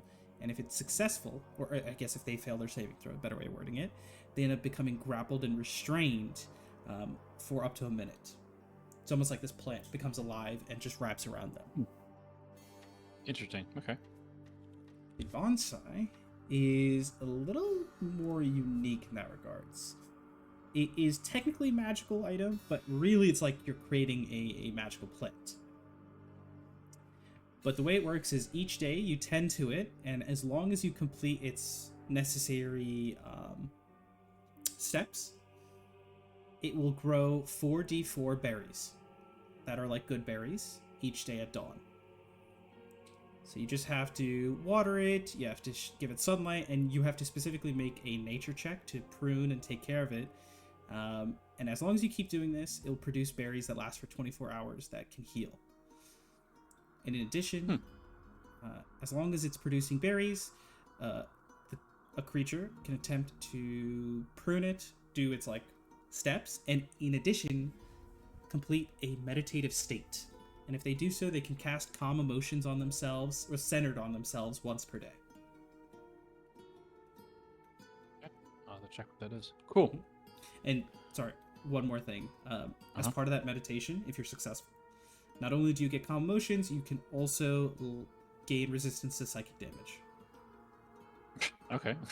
Yeah. Nice. It's for an hour, the resistance, but the idea is you can choose when you want to kind of enter that state. similar to the calm emotions. Like you gain access to it for that next 24-hour period, and when you use it, that resistance lasts for an hour. All right. Yeah, Okay. it's very much a meditative focus. All right. Excellent. Hell yeah. And yeah, I'll send you the exact details. And Strike would be like, well, oh wow. That first of all, thank you for thinking of me. And I will certainly put these to good use. Since the schematics and not individual items, and he kind of like maybe gives a gist of what they might include. Would you be interested in any of these? It seems one might be for health and common meditative purposes, maybe some resistance. The other one might help with grappling for more melee. Any of interest to you? I would say so. I've come to trust your skills with these. I'm sure the order. I know a few folks who could make that, but I think it's a better deal giving it to you and seeing what use I can get in the future. All right. Well, I'm happy to make something for you. Should I assume you like one of each, or should I wait until you place a request? A request. These are useful, but I might have some personal interests to verify first. All right. Well, just let me know. For you, Lysandra, I'm at your disposal. And not right now, but once we leave this place, I'll just make copies to provide the order. No problem. You were the one that handed it to me, so I see it as yours in right. So whatever you'd like to do with them. Wonderful. I'm always amazed how much more reasonable all of you are compared to Kairos. Astounding. You know, I mostly tolerate him. He's certainly useful, but I understand what you mean. What the? and Strays. Strike will kind of accompany that with some type of like mischievous grin, as if like it's an inside joke, and that he's not entirely serious. And Lysandra does give an actual smile. She, for a moment, drops a little bit of more of like the kind of cold expression, gives a smile. Indeed, you all do a great service for us all. And speaking of, she kind of looks back, Archie looking back as well. Kairos, Nixia, Ame, V making their way back, as well as, a little bit behind you, your two new friends.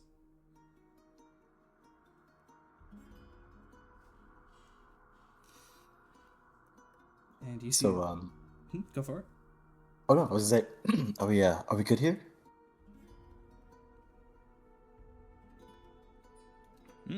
Oh yeah, we're good. So yeah, everything's turned off. Why don't we head out and see what the effects are? Yeah. You all are able to step out up onto the dais. Do you want to try and look out from above the tree line, like climb up some of the trees? They're pretty big, and try and get a view before you continue? Probably a good idea, yeah. Well, I guess we don't really know where we're going, right? Yeah, that's what I mean. Like, just to get a bird's eye view, you can climb back up here to the treetops. And everyone who'd like to, you guys can give me perception checks as you try and peer around, see what's going on in the rest of the city. Is it all good, calm, quiet, that kind of vibe? Perception. Yeah, let's have a little look-see.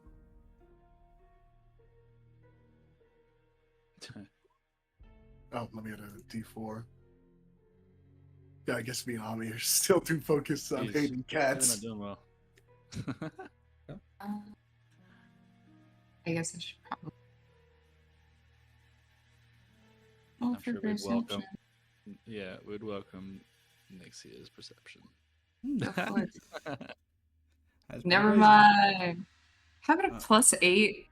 Still. I think out of all of you, Lysandra's going to go ahead and give you per help action. Sorry, for Nixia, because you have been the one to catch the most details because your passive perception. So she's gonna kind of give you some assistance. Okay. Much better. That's so much better. She's just kind of using her telekinetic grasp to like help lift you up onto the very treetops instead of just from like a little bit below. And you look out, and you see a couple different details. You see flashes of occasional pockmarked like lights going off somewhere within the central kind of area of the city. An occasional movement of flying creatures in that area, reminiscent of the demons you saw earlier. Various other parts of the city, for a moment you feel like something's moving, and you realize it's not the ground. It's the mass of bones turned to skeletons, to soldiers marching throughout as various glimmers of steel and metal reflect the bits of arcane light that remain here, as more and more undead seem to have sprouted out from around the city. Occasional other pockmarks of magic, possibly, from other incarnations, and bits of constructs that are caught up in some of the fighting here and there. Fuck's sake. I had this perception that like turning off these things would actually limit or like reduce the amount of danger. That was foolhardy. That was a stupid assumption. No worries, Strike, because that isn't even the latest thing that, or the last thing that Nixie notices, because Nixie notices a little bit closer than some of that. Let me give you the overarching map. Somewhere around here where you saw some of those still standing buildings, interestingly, now a few of them appear to be in ruins. And as you squint a little closer, Nixie, you see things crawling across the surfaces of these ruins.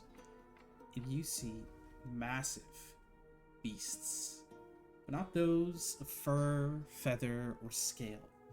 These are instead covered in many legs and carapaces of thick, almost like plating. So you see various enormous insects crawling out from one of the buildings. And you swear on a 27, you see somebody standing atop one of them. It was right. Um, Could you just reiterate where she saw that on the map? Right here. Oh, okay. Somebody on a bunch of insects. Big Alright. insects. Thanks. All right. Go ahead, Ren. we're not quite out of the woods yet, is what people say. There's a bunch of beasts with legs, and there's somebody on top of this insect horde, and we might be, for lack of better words, fucked. So, do with that what you will. Maybe with renewed urgency, Strike would turn to our newfound allies and say, excuse me, so we were under the impression that, well, maybe I was under the impression that turning this off might help our situation as far as danger is concerned, but things might have gone the opposite way. I still think we were making progress, but we're really looking for the, let's say the engine, sorry, just to look back, I think we know that it's called the engine room. Yeah, Or- you had an idea of something like that. Mhm. Yeah, all right. We're really looking for the engine room of this this old fine city at this point. Either of you know where that might be? Yeah. You see the dwarven fellow Bedin kind of give a thoughtful look. Oh. Yeah, resetting the power stations is rough. But the engine room, if that's what you're trying to get to, center of the city. Just, what would it be? Just a little south. The skyship docks, it's out near the central plaza.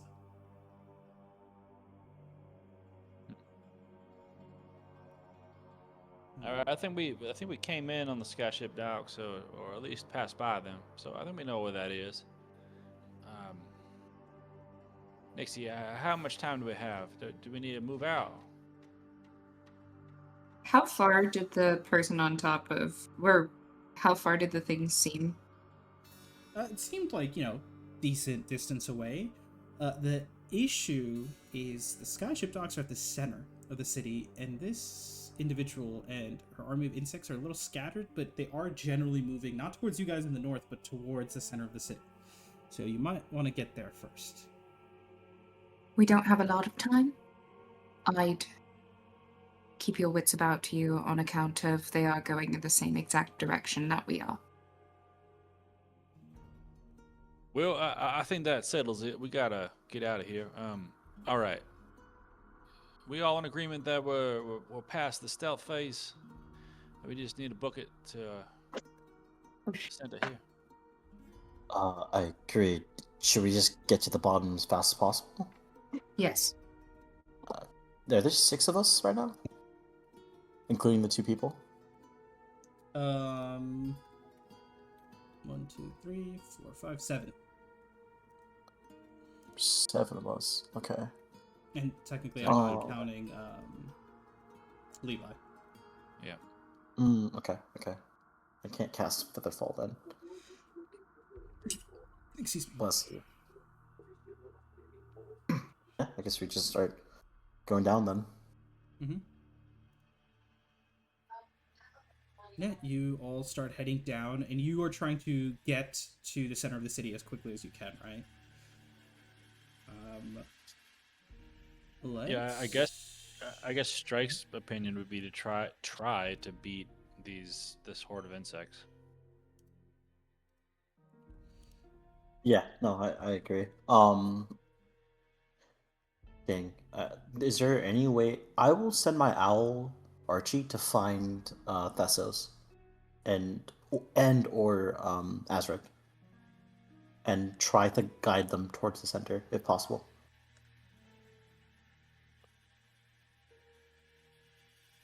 Okay, so you are doing that, and the rest of you are just trying to run out, right? Oh, yeah. Okay. I guess there would probably a conversation we could have on the way that Strike might have, but we'll wait until we depart.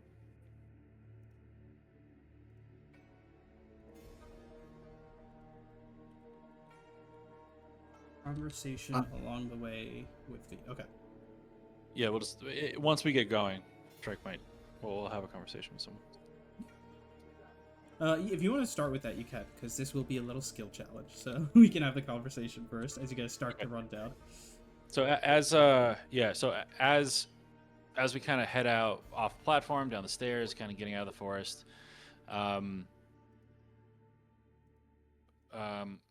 well, I guess first off, can Strike do a perception check on Nixia, I guess, to see if anything's changed. I mean, he's kind of taking a look at everybody, but I'm just curious to see if he's noticed that she has a new weapon.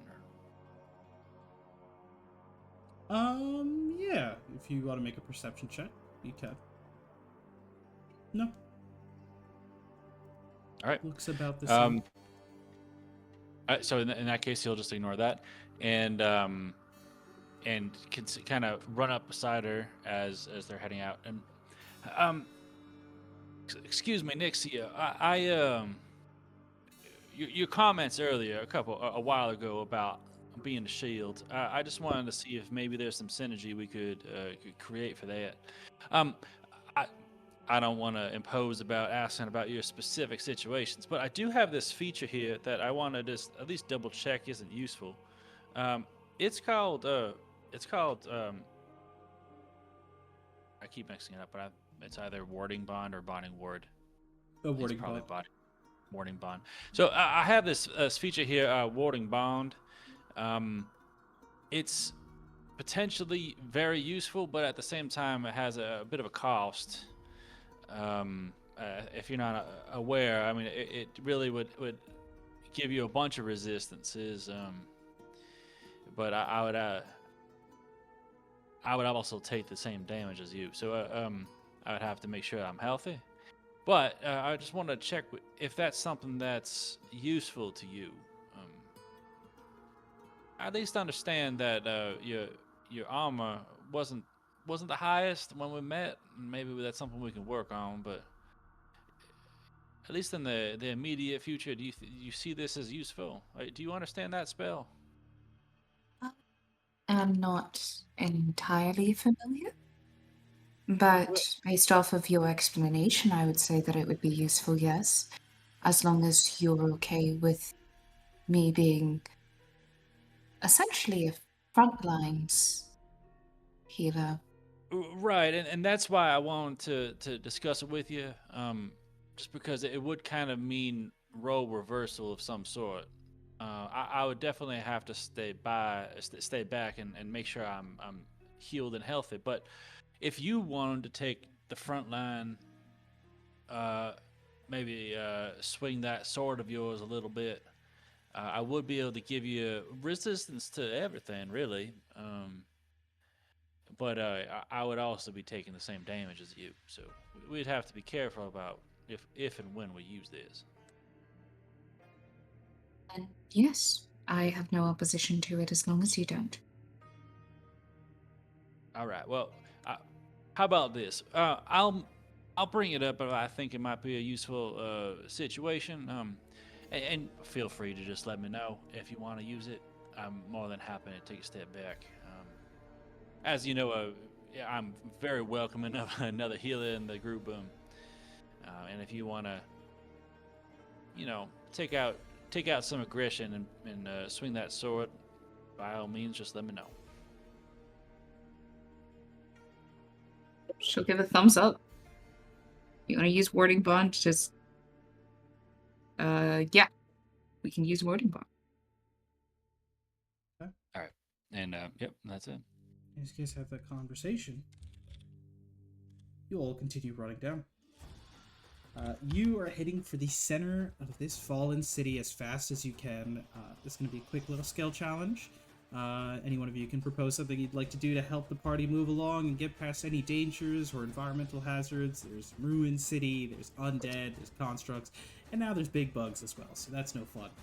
But you guys just need 3 successes to get to the center, and every failure might have a little bit of negative consequences.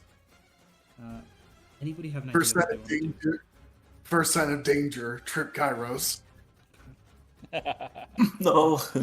Everyone else succeeds. Kairos, 5 dex saves. Oh, what?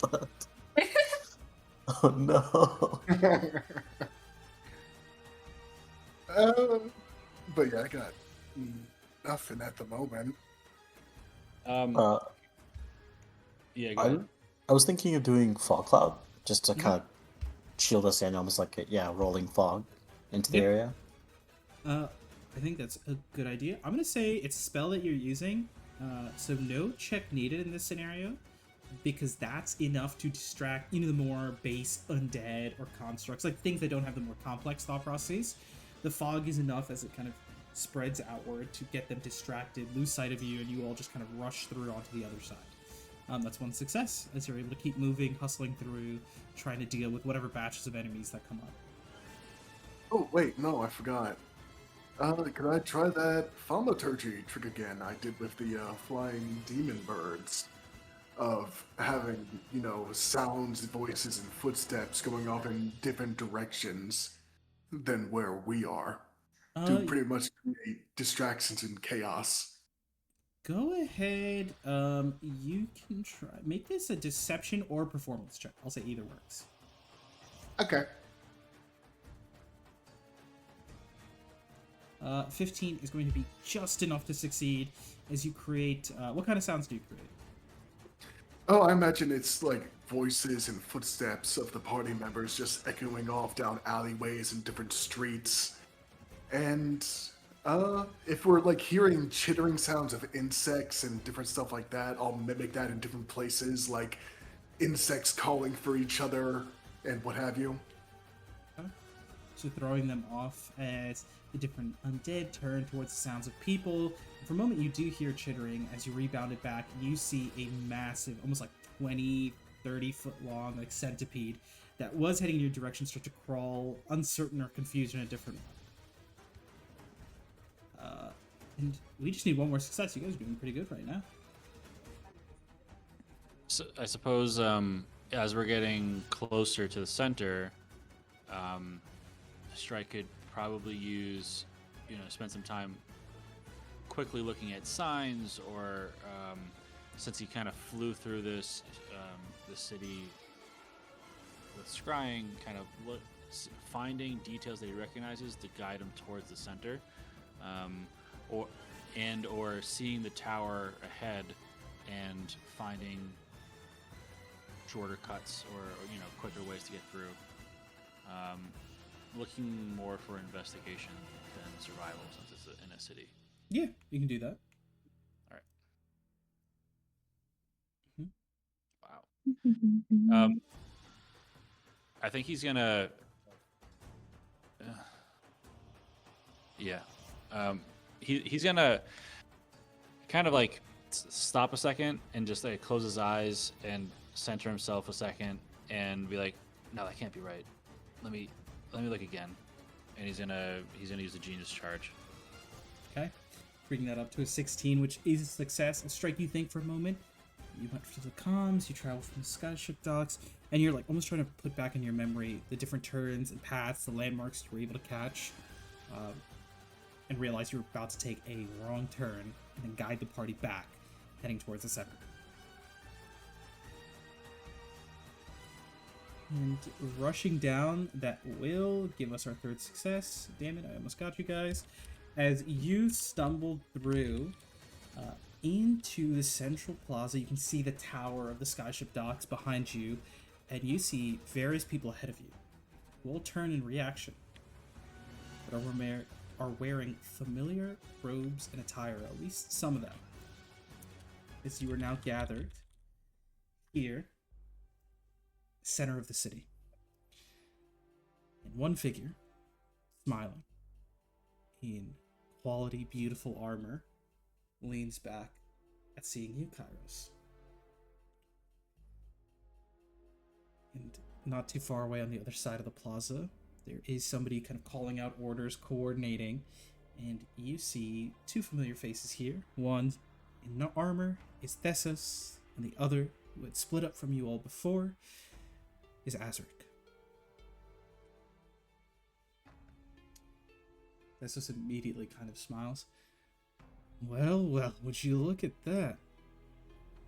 I thought you were a goner when your friends showed up without you, Kairos, but looks like you aren't as flimsy as I thought. Not bad. Not good, but not bad.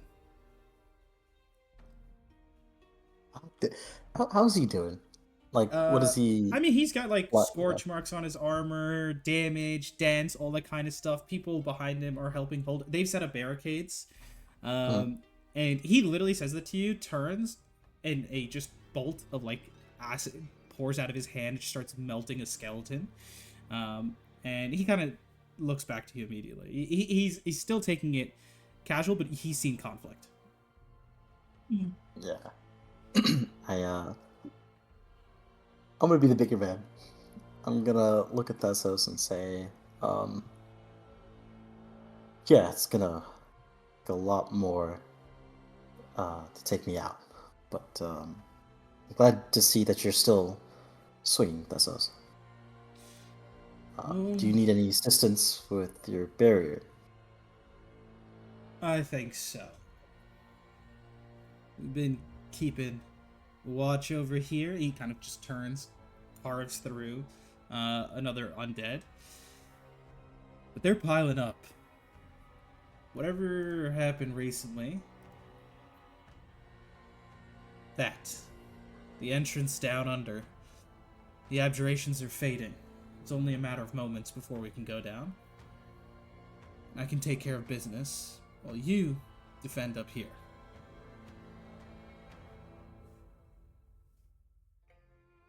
I don't think that's a Good idea, Thessos. I think there's more danger down there. I agree that it's best to set up the perimeter, but still, I think it's best if, I don't like admitting this, but it's best that if we all stick together in some way. At least the wizards of the group. Buddy, I'm Besides, giving you a way out. I know it's more dangerous down there. That's why I'm going to leave you up here, and I'll take care of saving the city. Don't worry.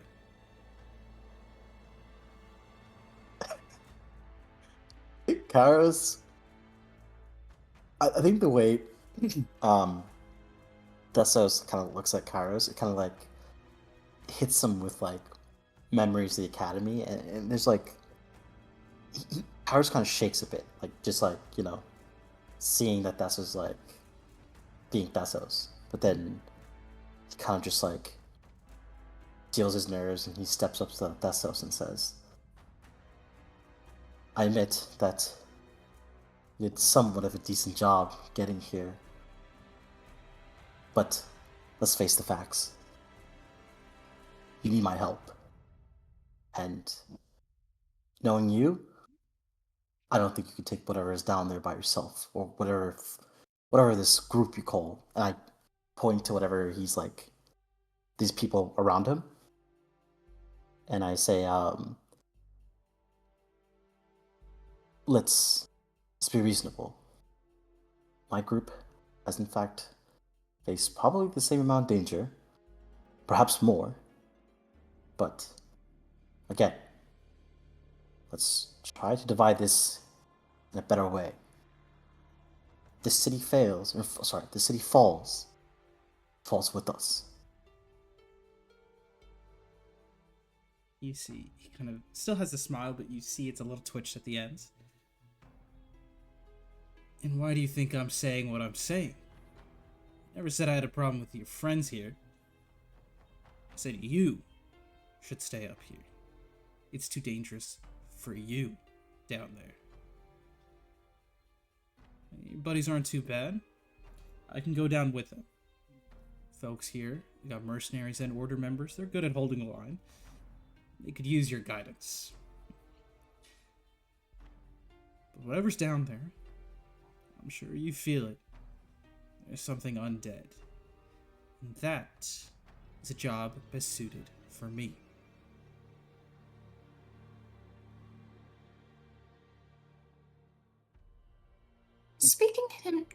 Does speaking to him like that make you feel big?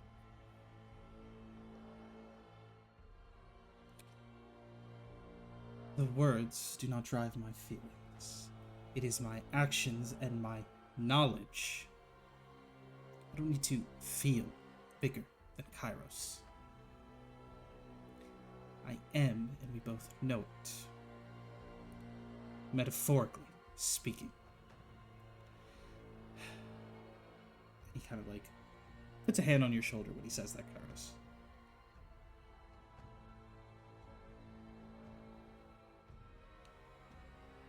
I'm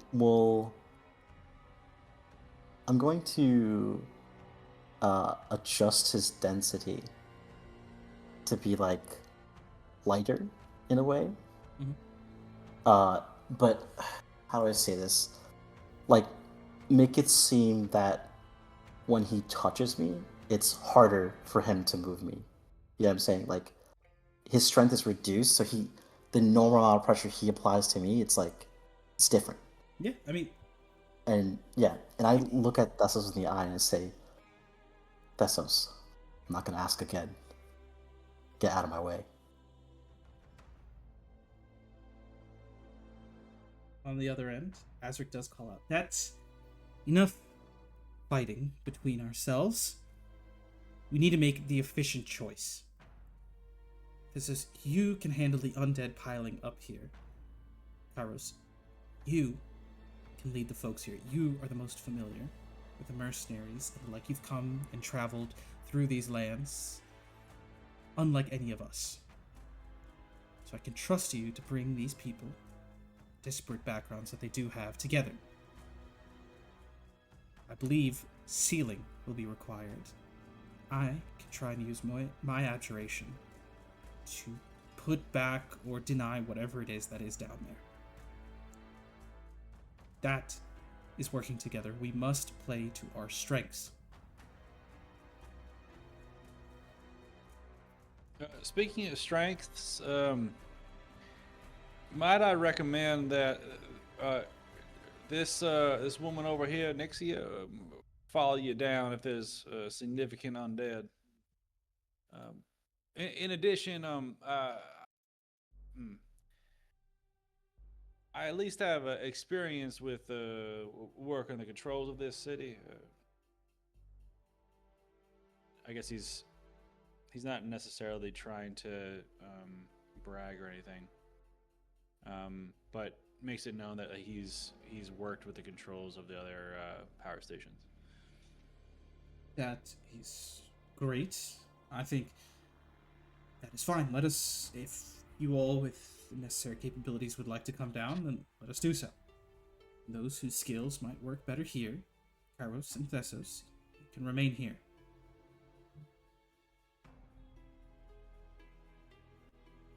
I guess as we're considering that, Strike would kind of lean over to Nixia and be like, Nixia, this might be a risk, but considering that you might be using that weapon of yours, why don't we try this warning bond thing I mentioned? Sure. You can end concentration whenever you'd like, right? Well, that's the thing. It's not a concentration spell. How long does it last? It's an hour. I can dismiss it as an action though. Good enough. And I guess before we head down, I'll, in a non-romantic way, slip a ring onto her finger. Okay. It's a special platinum band that he's made. With that, Good choice. Warding Bond is active. And I will note, Azric is getting ready as well, but he will join you guys and Kairos will stay up here. That is his proposal.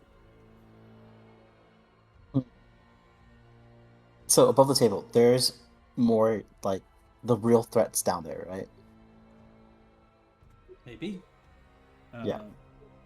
I mean, I will say, quick perception, just passively, via Nixie would probably pick up the most here, but Nixie, especially with your passive perception, you can see undead are gathering.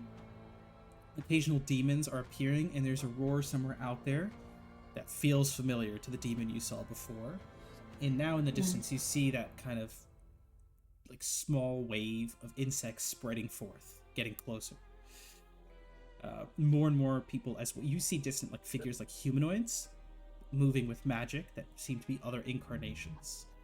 On your end, you see there's some of the Order members, some of the other mercenaries that have survived and not been possessed. And on the opposite end of kind of where you all are, you do recognize for a quick second that they hadn't noticed you yet because they were a little bit further out, is a familiar looking swordsman just hacking their way through like undead after undead after undead, keeping them like almost one whole side of this plaza by themselves. Also behind you, your two new buddies are kind of listening in, but they're standing at the edge, and occasionally like some sort of undead will lurch over the barricades, and you see the merchant put a hand on the head of one of them, and just it immediately immolates, and like bone turns to ash in his hands. But that's the forces you have, but the people on the other side, there's just waves of all these things. And the one other thing I'll say you noticed with your passive perception, Nixia, is as Azric's talking, he's holding that badge he held before, that item, and kind of flashes as he's talking, and for a moment he looks in a different direction, seems to wave his hand, and you see multiple constructs rise up and kind of join in fighting against the undead. But as it is right now, Kairos will be left behind, and Azric will take his place. That is his proposal. It's weird because I think Kairos, like, seeing that Azric defended Kairos, Kairos kind of like Kairos glares at him because he feels like it's like this was his purpose to then switch and then say like, actually I'll go. And so Kairos would then I'll add real quick, Harris, without an Yeah. insight check needed. You're familiar with Azra. Yeah. And you know that defense is not really a defense for you. In fact, in that intention, what you see is not raising your status up. Instead, it is placing you and Thessos on this, or really, it's placing Thessos on the same level as you. Yeah, no, that's what I figured. So this is what Kairos is gonna do. Kairos is gonna like look at Azric.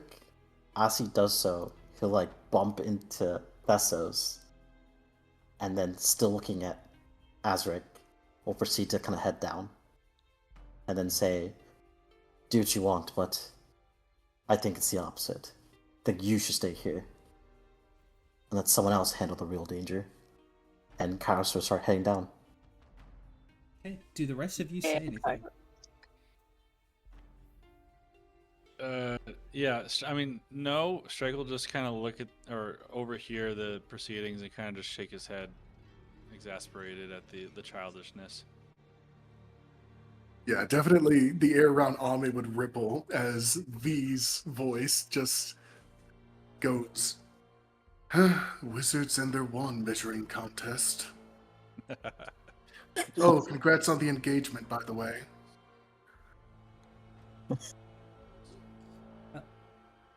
As you say that, V, I will say, Karis, Azra grabs your hand as you start to go down to try and turn you back. Kairos, what are you doing? We cannot afford to fail here. We have to defeat whatever lies ahead. How can you be so confident you will be the one to succeed?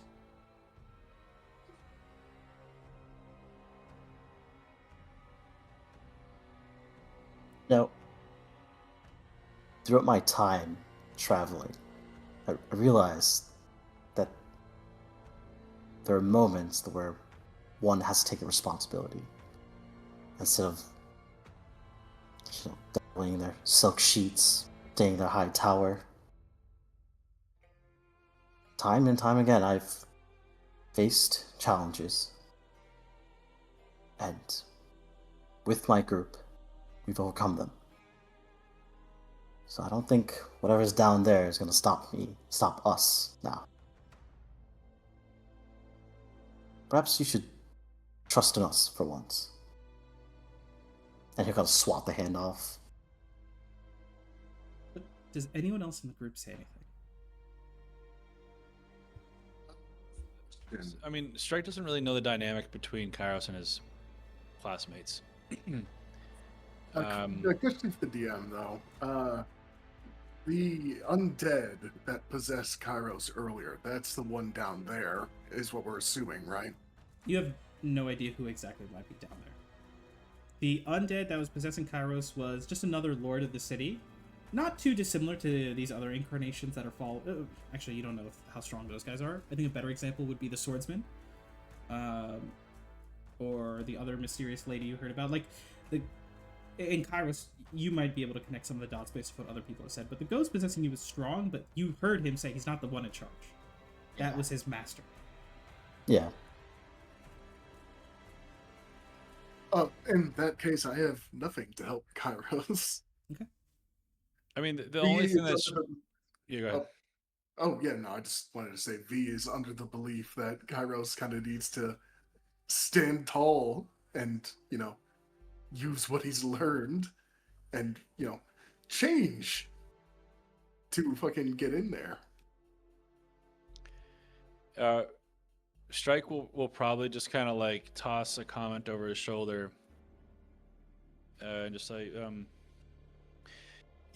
for what it's worth, I have personally seen him drive himself to the brink of unconsciousness multiple times, so I certainly trust in his ability.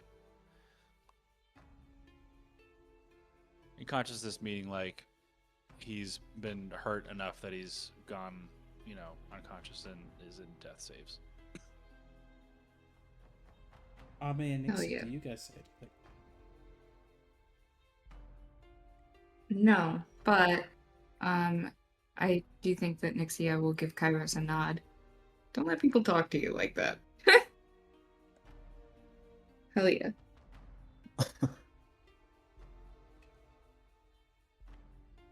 It leaves Ahmed. Do you say anything as this decision is waiting in front of you? Kairos, I did say if anything were to happen to you, I would kill you myself, but it seems you potentially might do that all on your own, but I'm joking. Just please, be safe, alright? I trust in your abilities. You know what you're capable of. And you'll always have us to back you up.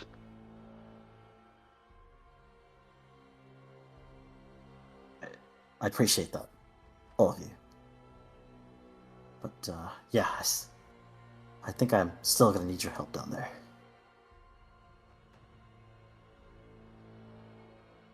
Well, let's not waste time. So you all start to proceed. Azric sighs, like a hand to his forehead, and is about to like reach out and call out to you again, Kairos. And you see, Lysandra is the one who steps up between him and Thessos. Well, it looks like we all have plenty of business to attend to. Thessos, it seems like a friend of yours has arrived, and Azric, I think we've got fiends to deal with. And she kind of looks back. Good luck. We'll try and come down as soon as we can. But no guarantees. And she's going to stay up here and help kind of block the entrance.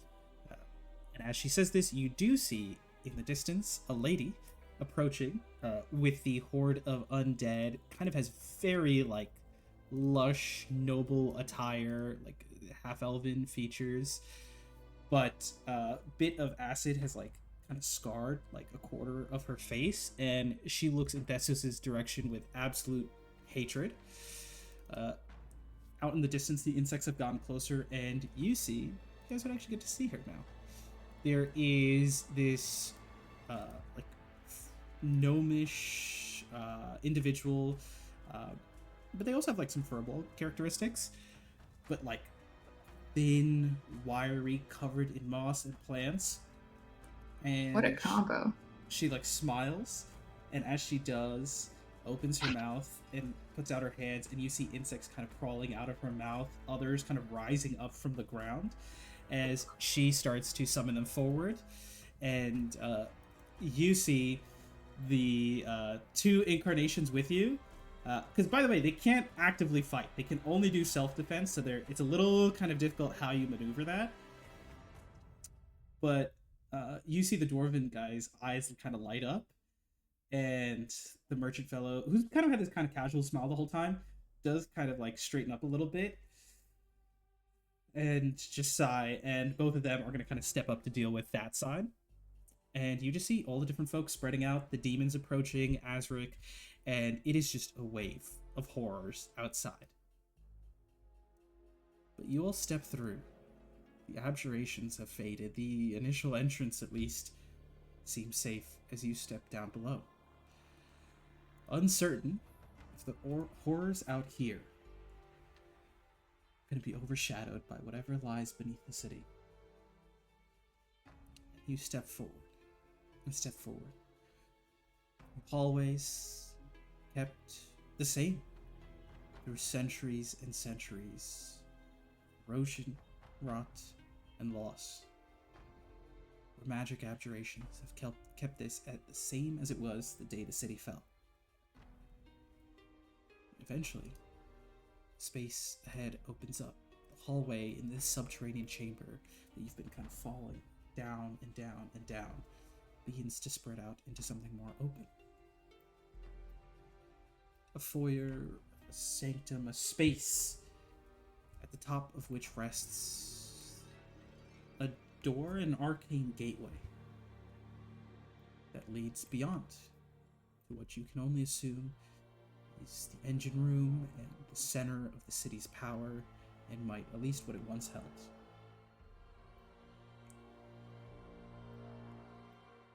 And actually, go ahead and show me what that looks like. Patch. And you see stone that has crumbled, plants that were once here, like a beautiful almost courtyard, a courtyard entrance that has now become disheveled and fallen.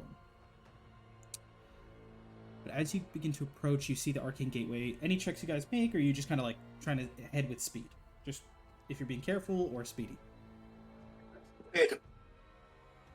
I'll do an Arcana check to see what this gate is. Yep. Shrek will probably do the same, but in the same breath, we'll cast Shield of Faith on Nixia. It'll last 10 minutes, so we're good. Okay. Carlos, you sense this is indeed a gate. Right? Some sort of entrance to maybe a demiplane or a protected space, like separate space, to prevent teleportations and the like. Strike, you're noticing this too, 2219. And you're quite confident there's magical signature coming from it that you're like, this is the stop to the engine, right? This must have once been like a meeting point or an entrance point for people to discuss business before entering like the more guarded sanctum. But at the same time, you sense something else. Strike, you cast Shield of Faith, and that magic seemingly resonates for a moment as it rests upon Nixia. And Nixia, the frost kind of sits at the edge of your fingertips. This divine touch begins to almost twinge, like at the edge. There's this odd, like, piercing feeling at the end, like it's almost getting hotter. And Karis, you begin to sense something akin to abjuration and conjuration at the same time, as you watch that arcane gateway begin to glow brighter and brighter and brighter. And all of you for a moment are going to have to give me a Constitution saving throw as light flashes in the room. God damn it, this better not be an anti-magic field.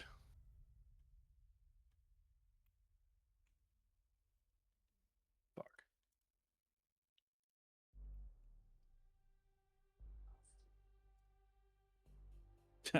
Of course. Oh, do I make one as I well? was muted. Let's go. Actually, for this, V, you also do make a save for this guy. Okay. And D4 for Ame. Do I really need it? V, you are fine, thanks to Ame also being fine. Karis, you're fine. Nixia and Strike, your eyes burn in that moment. And so you are delayed in noticing what appears as the rest of you shield your eyes and see an enormous corona of light standing in front of you as the sun descends. And the most potent divine energy you've ever sensed is resting in front of you. And its bright light begins to expand to the point where the air around it seems to quake in heat. And you watch a spirit, a celestial spirit of immense power, descend in front of you. And all of you, even those who reel in pain, hear a single phrase in your minds. I'm sorry. We're gonna go ahead and end the session there. What the fuck? What the fuck? Yeah, what? What are we Perception fighting? check. Who was that? I mean, you all know that voice is coming from whatever this is in front of you. I'm sorry. Sorry? What? Well, sorry, I'm gonna kill you? What does he mean? Yeah, sorry, you can't pass. Do not pass go. Sorry, you're banned. Sorry, but this is where Kairos dies. But yeah, and you guys recognize it's immense divine energy. Like, Mhm. Nixia, you instantly recognize, and the others, you're like, this is like the healing spells from Sister Grell turned up to a point where it would be painful, right? That idea of like too much medicine can be bad. That's almost what this energy feels like. We'll see about that. Okay. Okay, Kairos. But you guys are right at the doorway. This seems to be one last protection to the most important component in this entire city. You just gotta get past this guy. I'm sure it will be nice and simple. Oh, please. Sure hope nothing bad happens to the newlyweds.